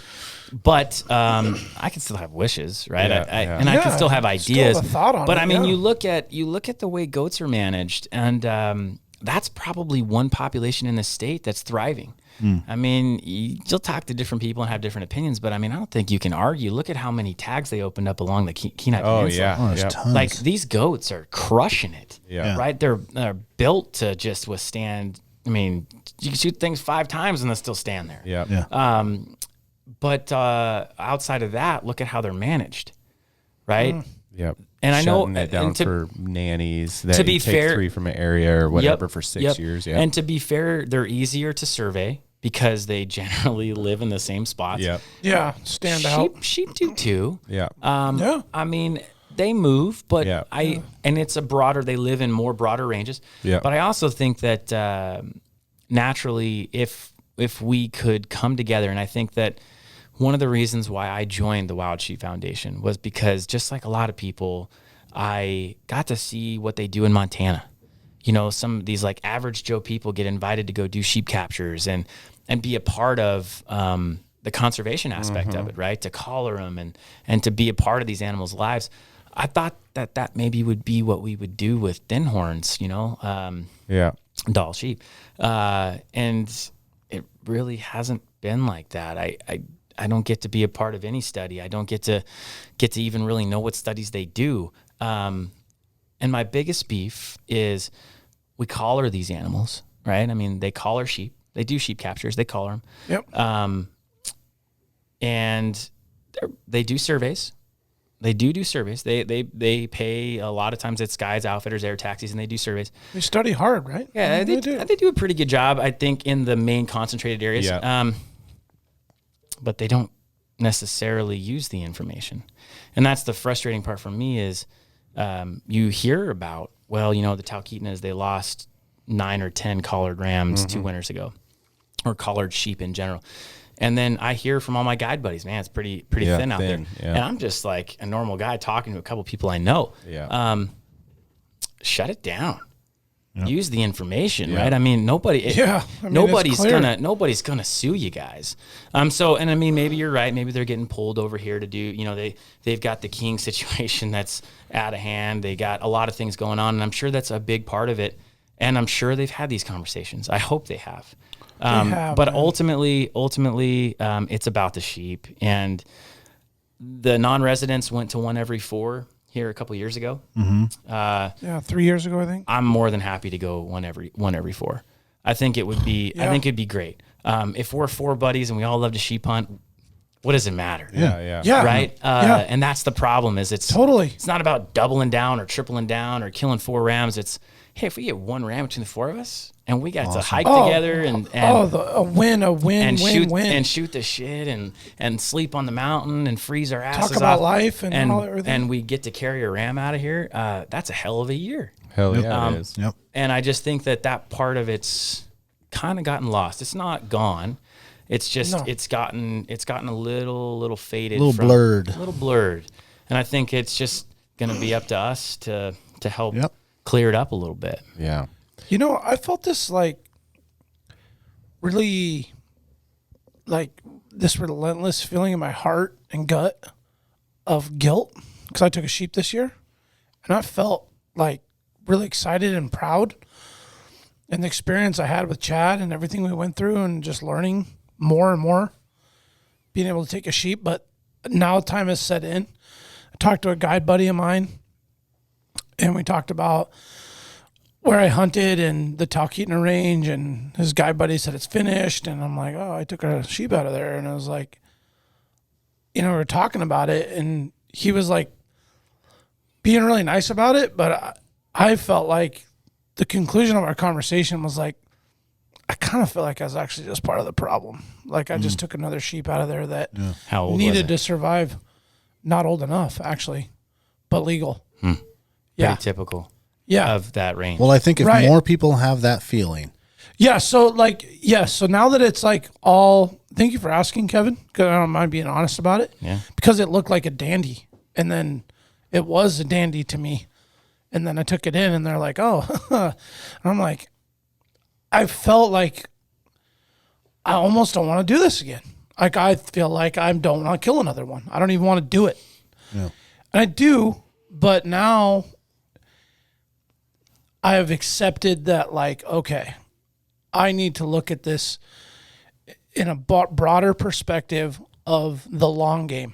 Like, I want to take my daughter, Kennedy, who's the closest to adulthood that will be ready to sheep hunt, maybe one day to kill a sheep, take a sheep. But I don't know if that's ever going to happen if we keep continuing down the road that we're on. Yep. And I have two other kids that maybe one of them may get into it, and I don't know. But I feel like if we keep going down the road we're going, I don't know that there's going to be an opportunity for them or their kids. And I feel like there's a reason why I felt that way. There's a reason, there's like something that, like, a flag that went off in my mind, in my heart, in my soul that was like, I don't know what I can do different. I can go, okay, I'm not going to take any more sheep, me personally. But if I go sheep hunting next year with a couple buddies and we fly out to a really cool spot, I'm going to do my damnedest to make sure we find the right sheep. If we do, and if we don't, cool, totally fine. We know that that's not the goal, but like, we're not just going to kill the first one we see. Like the first, like it needs to be like calculated and right and examine the situation and be like, man, there's like no sheep around here, and we found one random one. Like there's a sign. It's a sign. It's telling you something. Yeah. So I don't know. I had to share that because there's this like torn feeling of like pride and being excited about being able to have like taken a sheep. Cause like, let's just face it, like your lifetime, there's a lot of guys that are going to go out there and hunt sheep that aren't ever going to get one, or have been doing it, haven't gotten one. Or guys that have gotten a bunch. There's like a huge range, but so it should be cherished, but it's become like a commodity that's so fragile and so important to preserve that, like, you feel you gotta do your part. I feel like I gotta do my part, and I gotta make sure that whatever that means, that I'm not part of that problem, Kevin, like you said. I'll admit I'm with that crew. Like I didn't know until recently that I'm like, oh shit, there's a bigger thing going on. Well, a lot here. of it is educating, and I think that's one of the part that we're trying to do, and that Kevin's trying to influence people that are coming into the store. Like, listen, this is a small commodity that we need to cherish, and if you have children and you eventually want to take your son or your daughter on one, then we need to think about that now. And it's starting to because spin. it sucks. I can't take my kid to get a king. Because guess what? There is none. Yeah. We can't go clamming at Clam Gulch That's like a I big did deal. because there is none. Yep. You know, like all these things that I grew up doing, we can't do anymore because guess what? We overdid it. Yeah, and that's like heart crushing to think Alaska, the last frontier, the big state, the wild, big open country, and then there's like not a resource to harvest. Oh, like, yeah, what are it's you crazy. kidding me? The place is huge. How could it be? Yeah. No, it can be over harvested. It can. I mean, look at all of Europe and things that happen. And then I spin it to like a positive. Like I think this is like a good thing that I feel this way. It's a good sign. It's a good. It's like part of maturation. I mean, it's like it's like that. What Dan is trying to convey on like these new people into sheep hunting, and you want to convey like, hey, the real experience is out doing it. It's not something you can just like learn over like our video. Like you can start to see it on our video, but you have to experience what you experienced. You have to grow up like I grew up. You have to guide like under like an awesome mentor like Kevin did, and experience like all the failures and successes of like Daniel to get failures are the ones get that build there. it. And so it's like such a hard challenge for us as like Alaskans to do in the space of sheep hunting. But you guys are right. Like we are overusing resources in all these other areas. Yeah. There's no doubt about it. Let's take a quick break and give a shout out to some of the sponsors here. Another essential business that was still open during those days was the Treehouse AK, your one-stop dispensary located at 341 Boniface Parkway. Be sure to ask the bud tender Chris there about their deal of the day, because there's honestly always something good on deck. And guys and gals, listen, this is where the culture lives. At the Treehouse, their dedication to servicing consumers has been developed through a lifetime of involvement in the cannabis culture. They're committed to providing the highest quality products at whatever value your budget affords, while always maintaining the deep-rooted principles that have carried them this far. Their focus is on relationships over transactions, and you can always depend on them to treat you with the respect you deserve. Hit them up at thetreehouseak.com. And remember, you must be 21 years of age to enter their store.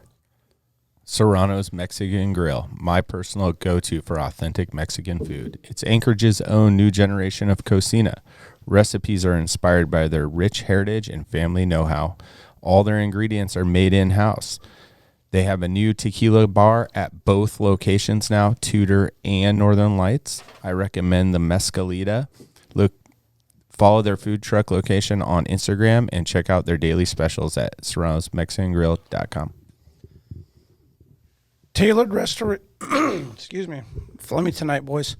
Tailored Restoration 24-hour emergency home services, helping Alaskans restore their dreams since 1972. Services include fire, water, mold, post-emergency cleaning, repair, and remodeling. Tailored has an emergency response number with trained professionals available to help you anytime, day and night. You can check them out in Anchorage, Eagle River, Matsu, or Fairbanks. Hit them up at tailoredrestorationalaska.com. Nice. I want to lighten the mood a little bit. I felt like we got a little deep there. A little deep there, which was, I think, necessary because it's a valid topic that needs to be broached. It like really kind of like got to my core because like I wanted to share that and talk about it, and I've been feeling it. And not to kind of like keep it dragging out, I was just saying like it was cool that you brought it up, and we actually like, because I was wondering if we were going to talk about that, if we were going to go there. Yeah, I'm glad we did because we went there. Yeah. We went there. Hey, Kevin, to your credit, bro, you like elaborated to perfection on your perspective on it, and thank you. Like it was what we needed to hear. You know what I mean? I wanted to share that, the whole thing. And I think, rounding it out, we're going to do what we can, and we're going to keep the sheep hunting. Let's glorify the experience more than the animal. Yep. Right on. Yep. Yeah. I like it. Make it last forever. What's the craziest thing that's happened at that store? At that store? At your store? Oh, man. The craziest. It's in a really interesting spot. Well, I mean, like, you do realize we got broken into like a year ago almost now. But, really? I wouldn't say that's as crazy as it gets. Jeez. We get some pretty incredible people through for sure. I don't know, man. I mean, like when the homeless guy or whoever broke the window, do you like go in there and steal a really nice jacket because he's cold? Well, so, it's funny because it all comes full circle. Cherry Lau. During the Thank you, Annie. essential business only bullshit, because that's what it was. I got to sit in my closed, quote unquote, closed store and look across the street to the bicycle shop. Yeah. And nothing against those guys, right? I mean, it's just the luck went in their favor. Unless you own a weed shop or a bicycle shop, you weren't essential. Yeah. The treehouse, right? Yeah. Yeah, man. So, they, I got to look over there rolling. and I got to kind of go, what the hell is going on here? And you look in the kind of subsidiaries of the essential criteria, and bikes, no thank you. The bikes were essential because people needed them to get to work, apparently. That's what we're using fat tire bikes for nowadays, is we're getting to work. Yeah. So I decided to contact an e-bike, like a fat tire e-bike, but more like hunting brand. Was that the Quiet Cats? Nice. So I'm like, I'm a genius, right? I'm gonna bring in these Quiet Cats, and I'm essential. Oh, there you go. Because I bet the margin is awesome on those things. Yeah, they're awful. So it was like literally the death of me, those bikes. And so I put a $4,500 fat tire e-bike in that window. Well, I've been there for 13 years, and that place has never been broken into. And here I go, and I put a freaking e-bike in the window, and we get broken into. And they stole that freaking e-bike. That's what they get? They stole that e-bike. They broke my display case. Was it working, the e-bike? Was it even battery charged or what? Yeah. Leave something unplugged. The battery was charged. So they got away real fast. They didn't take the charger, but I'm sure they just ordered one. Yeah. And I would say that's probably one of the craziest things that's ever happened. I mean, I've seen that is a pretty good story, though. I mean, like, go figure. I've had people come in as high as high gets on the craziest sorts of drugs, and pulling knives and flashing guns and all kinds of weird stuff. But it's definitely interesting when you're dealing with that part of town and the darkness of Alaskan winters. Yeah. Because that's when things start to get really strange. Most of the funny stories that I have, I probably shouldn't share. All right, we'll talk about that maybe on Patreon. Yeah. Do a random call. Hey, Kevin, we're gonna need a story, bro. Yeah, they're a little more graphic than I think you probably want to portray. Who's the most famous person you sold something to? Oh, that's a good question, Jack. I mean, I try not to pump guys' tires too much with that because I think it kind of goes against my narrative. But is it me? I mean, I hope so. I hope so. It's crazy too, and not to get too off that topic, but I think it ties in pretty well. When I get a lot of new guys in, especially guys that don't understand what Barneys is, right? Yeah. And the complexity of just like how much business we get from different parts of the globe. I mean, I was that guy at one point. I was kind of like, well, Barneys, I can't. My phone's gonna. Bob was like, we get lots of orders from all over. You got to answer that phone, and you got to be very presentable, and you got to know what you're talking about. Okay. Well, one time I answered the phone, and the guy's like, hey, I'm coming up on a brown bear hunt with so and so. I think it was like Butch King or one of those guys, and I'm like, cool, I got this, man. I've been there, I've done it. I can work my way through this. And he's like, all right, I'm 6'11". I got a size 16 foot. I've got a 54-inch waist, and I'm like, my God. Like, I don't know that I have anything for you. And I was kind of like, hey, this might be pretty easy. I might not be able to help the guy, right? Carl Malone. Oh, yeah. Yeah, he's a big outdoorsman. Big outdoorsman. Yeah, big fisherman. All and as soon as he said his name, I was like, I got to help this guy. Yeah. And so I was like, I tell you what, I don't have anything for you, but I'm going to find some stuff. And I'm going to get you set up. And so I spent like a week just going through like every supplier I had. Who's got 4X? Who's got 5X? And who can sew 3 2Xs together? And I actually who's got a boot for this guy? I actually set him up pretty good. So, I think it was pretty cool. I never really did get to like meet him. We interacted quite a bit there, in the process of him coming up. He, placed a couple other orders and got to talk to him. And, we get guys like Remy Warren, they come up and they hunt. And certainly, Jim Shockey's been through a few times. Yeah. Has he? That's cool. Colorado Buck, if you're familiar with him. I wouldn't say he's probably like the most popular guy, but Jack Brittingham. I mean, I grew up watching Jack Brittingham's videos.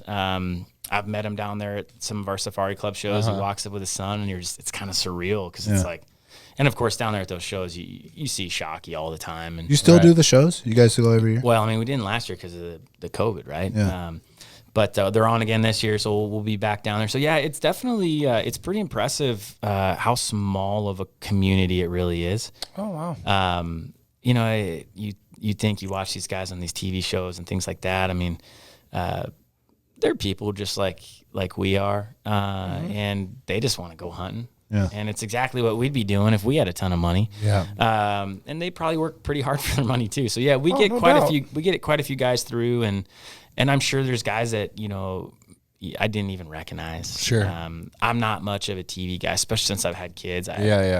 I mean, if it's not Frozen or Yeah. Mickey Mouse or, I don't really get to watch as much TV. So I don't even know who the modern day guys are outside of maybe like Remy Warren. Yeah. I was thinking more something like, did you ever get like Han Solo walking in, like this just like, whoa, like this, like put you in your seat, kind of like, whoa, how do I talk to this guy? The only guy had come in that I thought was pretty interesting was who's the guy from like the Survivor Man? Les Stroud. Oh, Les Stroud. Les Stroud came in one time. Yeah. Oh, cool. And I knew who he was as soon as he walked in, and I was like, no shit. Yeah. And we were. Why would he come in? He can just get like a log and. Like I'll tell you what. So we carry a brand called Hella knives. They're from Norway. Yeah. And Les Stroud has like a couple knives that he kind of put his stamp on. And he knew that. He knew that we carried Hella. He had talked to the brand and said, hey, while you're up there, go pay a visit. And, I got a picture with him holding one of his knives. And he signed all the little cartons that they come in for the customers and stuff. Oh, that's cool. Oh, badass. That was pretty cool. Yeah. I'm not super into the whole like Survivor Man and, whatever that Bear Grylls. I'm not into all that. But he was a pretty cool dude. You seem like a guy that just like eats Hot Pockets and watch TV all the time. No, that leads into my next question. How many times have you hit up that Mexican food van that's right down the street from you? I don't touch Benny's, man. You don't go to Benny's? That place scares me. I'm sure it's good. It's really good. Yeah. Plenty of employees come and they go and they get it. And I'll tell you a little story about Benny's. They do super well, right? They're like one of the oldest food trucks in Anchorage. Yeah, like one of the originals. So no discrediting them. And to be fair, I don't want to talk bad about them, but my first experience with Benny's was I was finally like, all right, that looks good. I'm going to go get some. And so I walk across the parking lot. There's a couple people in line, and this lady in this like Cadillac pulls up, like black Cadillac pulls up. And she's like, sorry guys, this place is closed. And she's like, I'm the like health inspector for the Muni. And I'm like, all right, what's going on? And she's like, you guys don't have running water. I've told you can't operate, just starts going off on him. And I'm like, oh shit, like that's my sign. I'm not ever in there. And they fixed it, and they were probably just. I'm sure you owning food trucks. I'm sure it's like a continuous thing where you have to stay on top of. Yearly coding and just to be fair, like these guys just want to make some burritos, man. They're just trying to make a little money, and they probably and again they've been there forever. If they were doing anything wrong consistently, I'm sure that they wouldn't be up and going. But shut down, it's not my thing. Okay. Yeah. That's a really fair and honest answer. To be honest, I hardly ever get to eat at work. Yeah. Like I'm just moving. Better believe that. I mean, it's like we'll have to bring you a reindeer dog here. Yeah. I mean, it's like I told you, it's like, hey, I'll come down and get a hot dog from you. For me to go down, I mean, that's like, not happening. No. Yeah. Does Kevin Dana have a lunch hour? Probably not. There's no such thing as lunch hour. No. What's your favorite game meal to cook at home for the family? Game meal. That's a good one. I mean, if I had it my way on a perfect year, a lot of people don't like to make burger out of sheep, but I do. I do. Yeah.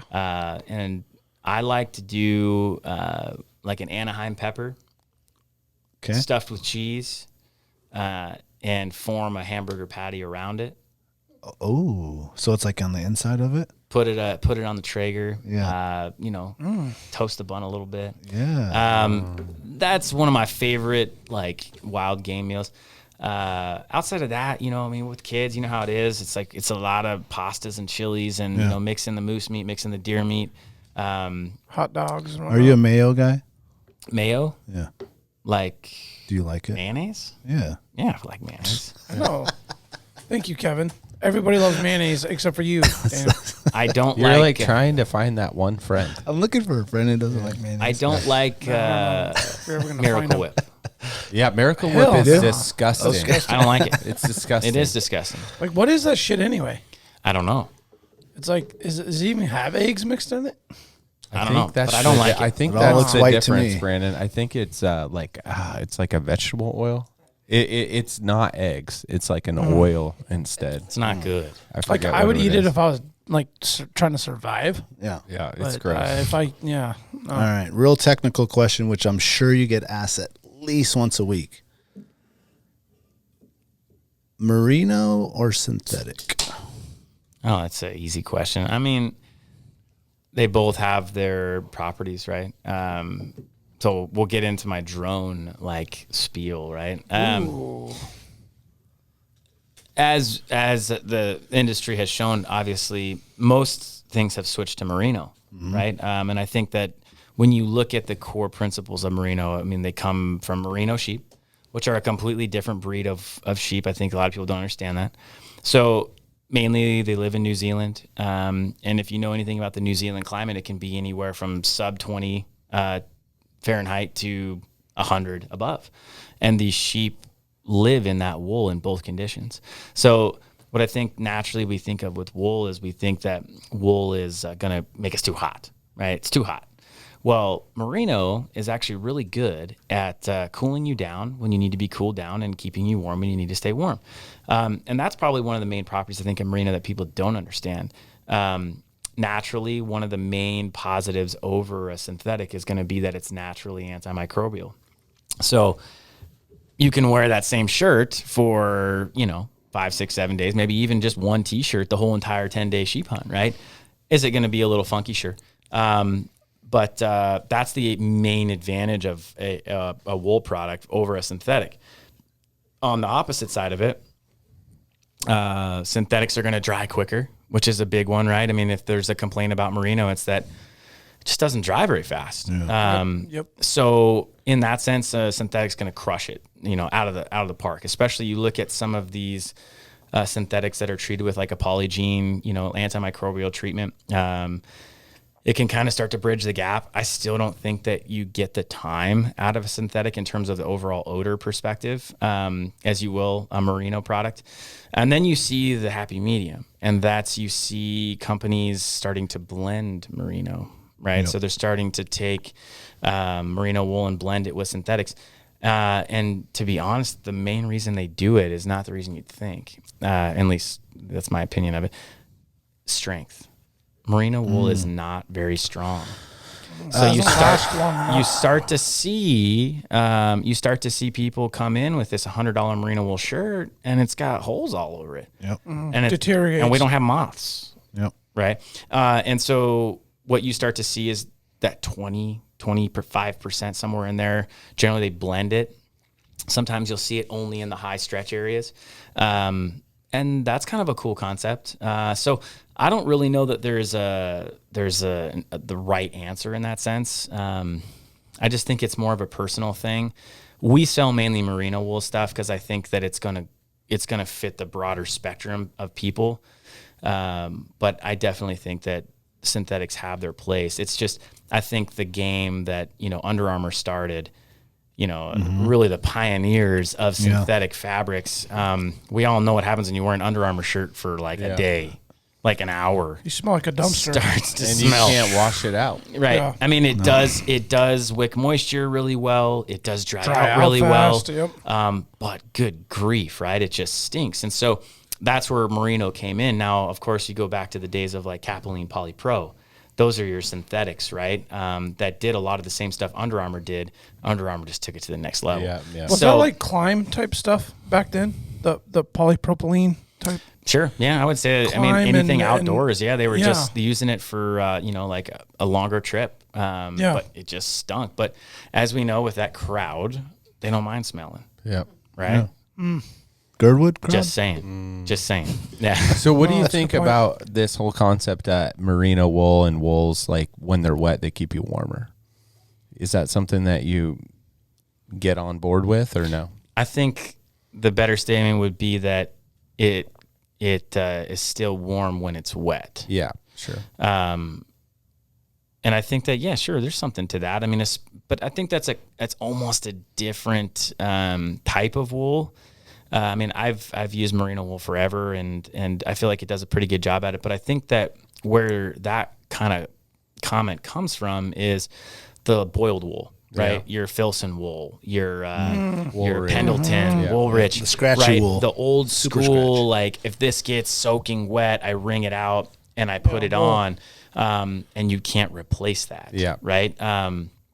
I think that's where that comes from, and I think it holds true. I think it's if you were someone that was, like living remote, and you wanted something that's going to last and give you lots of insulation and stay warm when it's wet, instead of going to what we go with like puffy gear, right? Like an insulated, like a Primaloft jacket or a down jacket. We all know that stuff's not going to last a year in the bush. Yeah. Right. That's where where the wool stuff comes in, I think. But I mean, in the technical fabrics of things, I don't know if I answered your question, but I don't think there's a real answer. Yeah, I think it's I'm sure you just get asked that all the time. It's a personal question, and it's one of those questions that again, I just kind of get into that. There's two sides of the table. You decide. And I mean, most of the time, people are going to side with merino for the sake of it really is a good product. And I have just as many people that like synthetics. Yeah. Well, there's the mix factor too.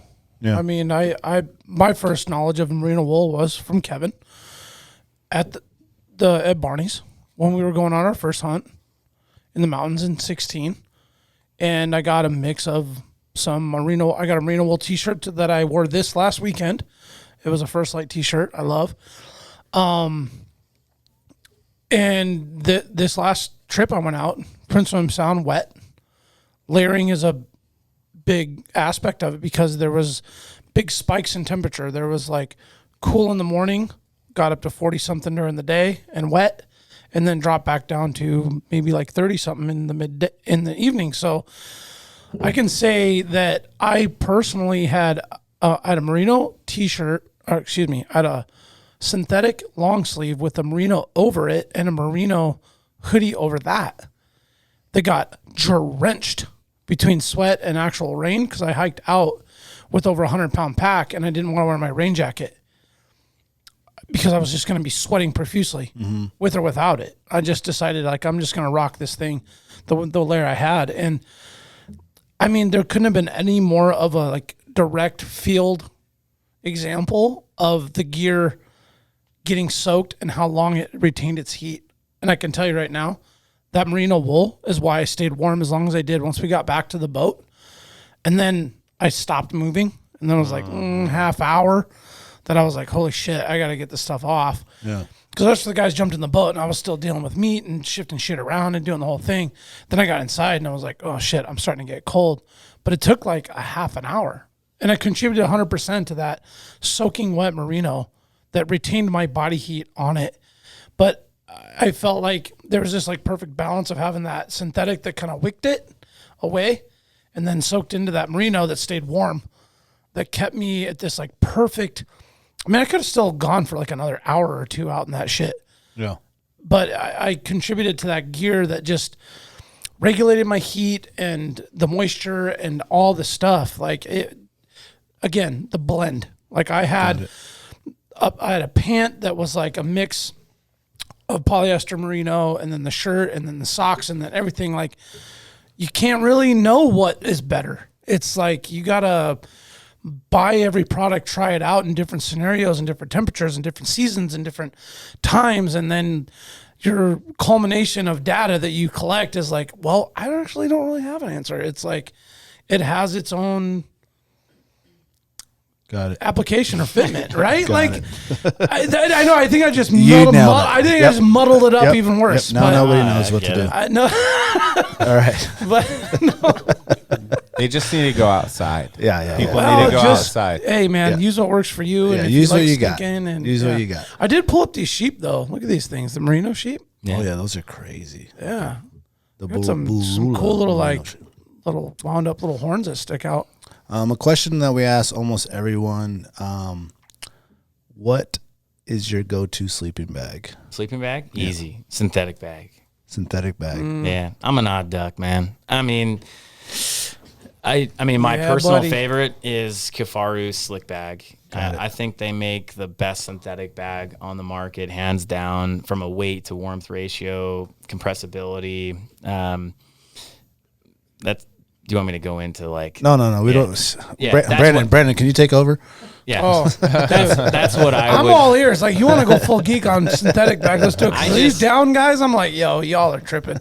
I have struggled with it though. I will say, I did take some like hydrophobic down pants this year for the first time on a sheep hunt, and I'm getting there. Yeah. I really do see the benefits of it, but for me, there's the one scenario that I feel above all else is the main reason I always end up taking a synthetic bag, and that's the amount of times that I get in my sleeping bag wet. Yeah. And then end up being able to not only mentally feel like I'm going to be okay, but then I wake up dry. Yeah. That's the only scenario outside of packing the darn thing and the weight and, some of those trips where things are just super dry and you're like, I could have got away with a down bag for sure. I'm just a synthetic guy. We sell way more down bags than we do synthetic bags. Yeah. But I'll carry the extra weight. Okay. All right. Weirdest hunting product you've seen come on the market? Weirdest. Like, what is this for? Do we need this? Interesting. Well, Sitka did come out with a product here recently that sleeping bag jacket made me kind of scratch my head. It actually wasn't their new sleep. It actually wasn't the sleeping bag. They made a 3/4 length puffy pant. What? Okay, hold on. Wait. Keep going. They look like knickers. It's just below the knee. Okay. Primaloft pant. What was did you talk to them about the reasoning? I did not talk to them about the reasoning, and I think it's because I didn't want to know. Yeah. It's like everyone wears gaiters or something. I will say that Sitka, I really like Sitka. I think it's a great company. I'm a big like original guy.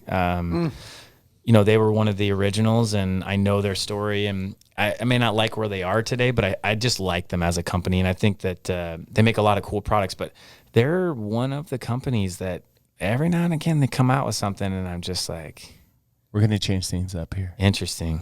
Now, did they start that like Capri? I think they already discontinued it. Okay. Yeah, it was like a 1 season thing, maybe 2 years, and they did away with it. And I think they realized that, I think what they were trying to do is go after that ultralight game of like, we just shaved off 3 grams off each leg and it's going to sell. Yeah. But in reality, they should have just made a full pant. And when you see somebody wearing those, you're just kind of like, wow. Okay. Yeah. Put the camera away. Well, I had I went out with a gentleman this year that had the 3/4 pants from Canis. Canis Outdoor. Have you seen Canis? You know about Canis? The boys from North Carolina? I have heard of the brand, yes. Yeah, that's nice gear. It did look like I saw it in the field. Yeah. I saw a layering system that they developed, and from base skin to touch to outer to the shell. And I was impressed. It withstood, and we got through all the elements. Rain, snow, sleet. The quarter pant, I was very questionable about. They made a 3/4 pant? Yeah, they have it. The Capri? That was the first time I saw it. And Knickers, I was just like, man, Knickers. Knickers. Knickers. Okay, the Knickers. Okay. I have like not the most ideal puffy for the mountain. I have like some Patagonia like fly fishing puffies that you just throw on and like under your. So I have to actually like take my gaiter off and take my boot off and like put them on. It's like a process. But I put them on. I stayed warm. And it was good. Well, Chad like throws those like knickers on in like 15 seconds. And he's back to glassing while I'm over there for like 5 minutes trying to fiddle with fuck ass around with all my gear. And I was like, all right, well, I'm not like saying that, I got to have those. I'm saying that like functionality wise. You're saying you ordered the Sitka Knickers. No, I didn't even know Sitka made them. And I'm a big time Sitka guy. Right. Thanks to you Kevin, because my first pieces I bought, I mean, Right. they're tried and true. Got me in and out in the backcountry, and they worked really well. I watched them throw those things on and get instant warmth, insulation, and then the added like convenience of a quick glare up in the moment of like sunny, nice, oh cool, glassing to oh shit, this storm system just moved in, and then he slapped that shit on, and it was like bam, he was good to go, and I'm like okay, cool, well that was like really efficient. The style definitely was weird. That was our lock over there. Oh. But I'm a gator guy, and I kind of was like, well, I don't have to like fiddle with anything. I just slap those on, and then I get the whole like, do you really need the insulation from like the knee down to your ankle? Is it like, oh, my calves are so cold, I need to get insulation down there? Yeah. I mean, Okay. I'm just saying, like, I'm torn. I'm torn because like the whole, yeah, I get it. Yeah, like the whole like concept is like, I don't know if I'm trying to like I don't know what you're trying to do. justify it or whatever. I'm just saying, like, I'm torn. Like, I get it. Yeah. It was weird. I'm like, dude, this ain't like Lululemon, you know, like this is sheep hunting. But at the same time, like, it's not that bad of a concept. And it kind of made sense. Like in We'll test it a out. real, no, I mean, I saw it get tested out. It worked really good. No, you test it out and get back to us. I mean, I Make it a Patreon. you still got some of those pants laying around the store, man. I'll come pick some up. I think to your point, it probably makes sense in that scenario like where a field situation, you have Kevin, gators you know what on. I'm saying? You have gators on. I get it. Boots and shit, yeah. I guess my point is having used a full length pant, there's other times you use those puffies. You know, like let's say, boom, you get pinned out at night and you got to layer up, wear that in your sleeping bag, right? Oh, yeah. That extra 6 inches might be It's worth, huge, you know, yeah. how much does that extra 6 inches to make it in that full pant Yeah. really Yeah. weigh? It's more versatile. They're really expensive. But I mean, pants. I'm with you. I get it. Obviously, there must have been a number of people at Sitka that were like, "This is a great concept." Yeah. And maybe at the Canis or Canis, however yeah. you pronounce it. Yeah. Anyway, yeah. Yeah. All right. What else you got? Real quick, When- does Carfardo make a zip up puffy Yeah. from the Full zip. Oh shit, it's going Lost down. Park pants. Yeah, they're sweet. With Are the, they like, light? I'm still reinforced waiting on knee the in full butt? zip jacket. I know we talked about I this. know. but I know. we'll No, see they're what not. this They're is. not They're very not light. light. They're synthetic, so they're kind of bulky. Yeah. No, it's all good though, man. You get pinned on that like you talking about that night pin thing. I want them. Yeah. Yeah. Are you a river or ocean fishing guy? Well, I get seasick. Okay. That So answers that. I like fishing in the ocean. I don't think you can beat if you've ever hit the silvers in Prince William Sound in the ocean. Oh yeah. It's tough to beat that. Yeah. Yeah. I mean, that is about as fun as it gets. It's worth being sick. Like Valdez style. Sure. I mean, I don't go out about these, but I mean, would be the Whittier, like you know, out in Not Prince, really, actually. out in Prince William Sound. You know, we've gone as far out as you know, like Sawmill Bay, Chenega, Yeah. out in that area. Not quite to Montague, where you turn the corner, but we've gotten into silvers in that general area where it's like pretty calm, tough to beat. Yeah. But I grew up, I would say, you know, fishing the Kenai like most people, the Russian, back when you could hike to the Russian River Falls and be the only one there. No more.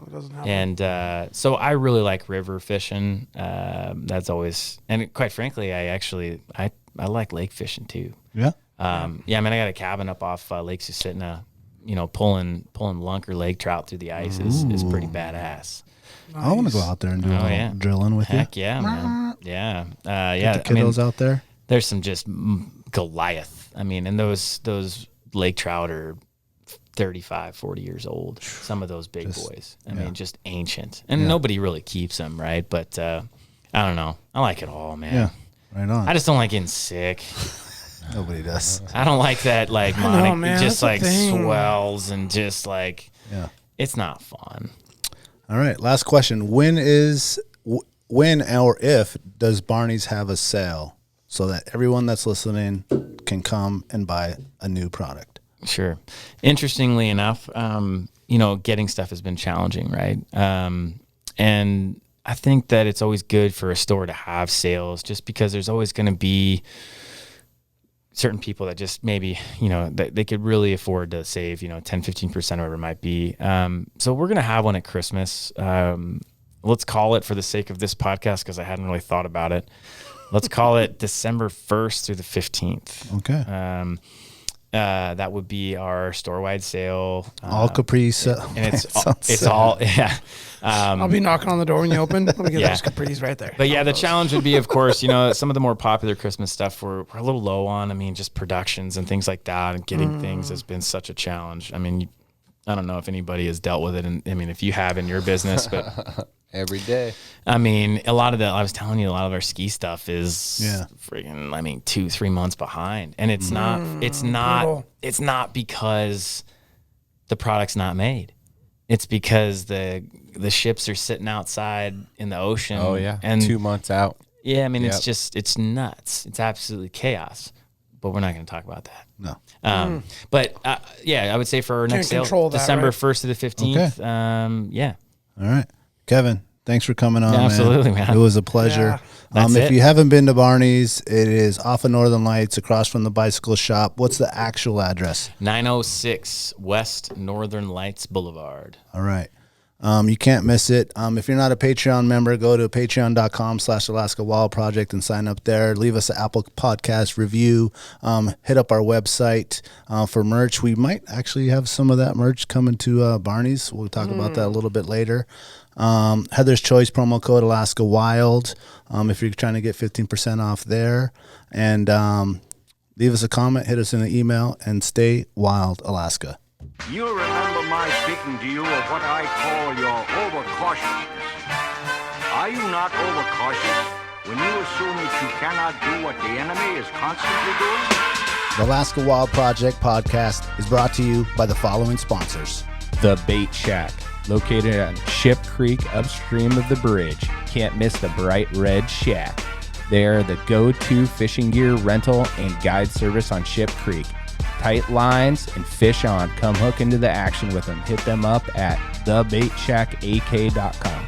Lawn Pro AK, your year-round professional property maintenance company, providing services such as weekly lawn maintenance, driveway sweeping, snow and ice management, and tons more. Get your free estimate today at lawnproak.com. Anchortown Dogs, located at 4th Avenue across from the old 4th Avenue Theater. Look for the blue and gold umbrella. From reindeer dogs to bomb euros, they've got you covered. Anchortown Dogs, your local gourmet hot dog and sausage cart. Menegato's Accounting, locally owned and operated advisory and tax accounting solutions. Passion, experience, diligence. Learn more at menegatosaccounting.com. Double Shovel Cider Company, located off Arctic and 58th. Handcrafted Alaskan-made cider. They also have a tap room downtown on the corner of 5th and E. Check them out at doubleshovelcider.com. Serrano's Mexican Grill, 2 locations, one on Tudor, one on Northern Lights. The Northern Lights location has their new tequila bar. Check it out. Also see their daily specials at serranosmexicangrill.com. AKO Farms, located in Sitka, Alaska, built from the ground up with concentrates as their single motivation. Find their products such as their sugar wax, full spectrum diamond sauce carts, and more at the Treehouse AK and other dispensaries around the state. Ask your local bud tender about AKO. TheTreehouseAK.com, located at 341 Boniface Parkway. Your all-in-one cannabis and CBD store. Ask the bud tender what the strain of the day is to get your 10% off. The Treehouse, where the culture lives. Marijuana has intoxicating effects and may be habit-forming and addictive. Marijuana impairs concentration, coordination, and judgment. Do not operate a vehicle or machinery under the influence. There are health risks associated with consumption of marijuana. For the use of only by adults 21 and older. Keep out of the reach of children, and marijuana should not be used by women who are pregnant or breastfeeding. Tailored Restoration 24-hour emergency home services, helping Alaskans restore their dreams since 1972. Services include fire, water, mold, post-emergency cleaning, repair, and remodeling. Give them a call in Anchorage, Eagle River, Matsu, or Fairbanks. Hit them up at tailoredrestorationalaska.com.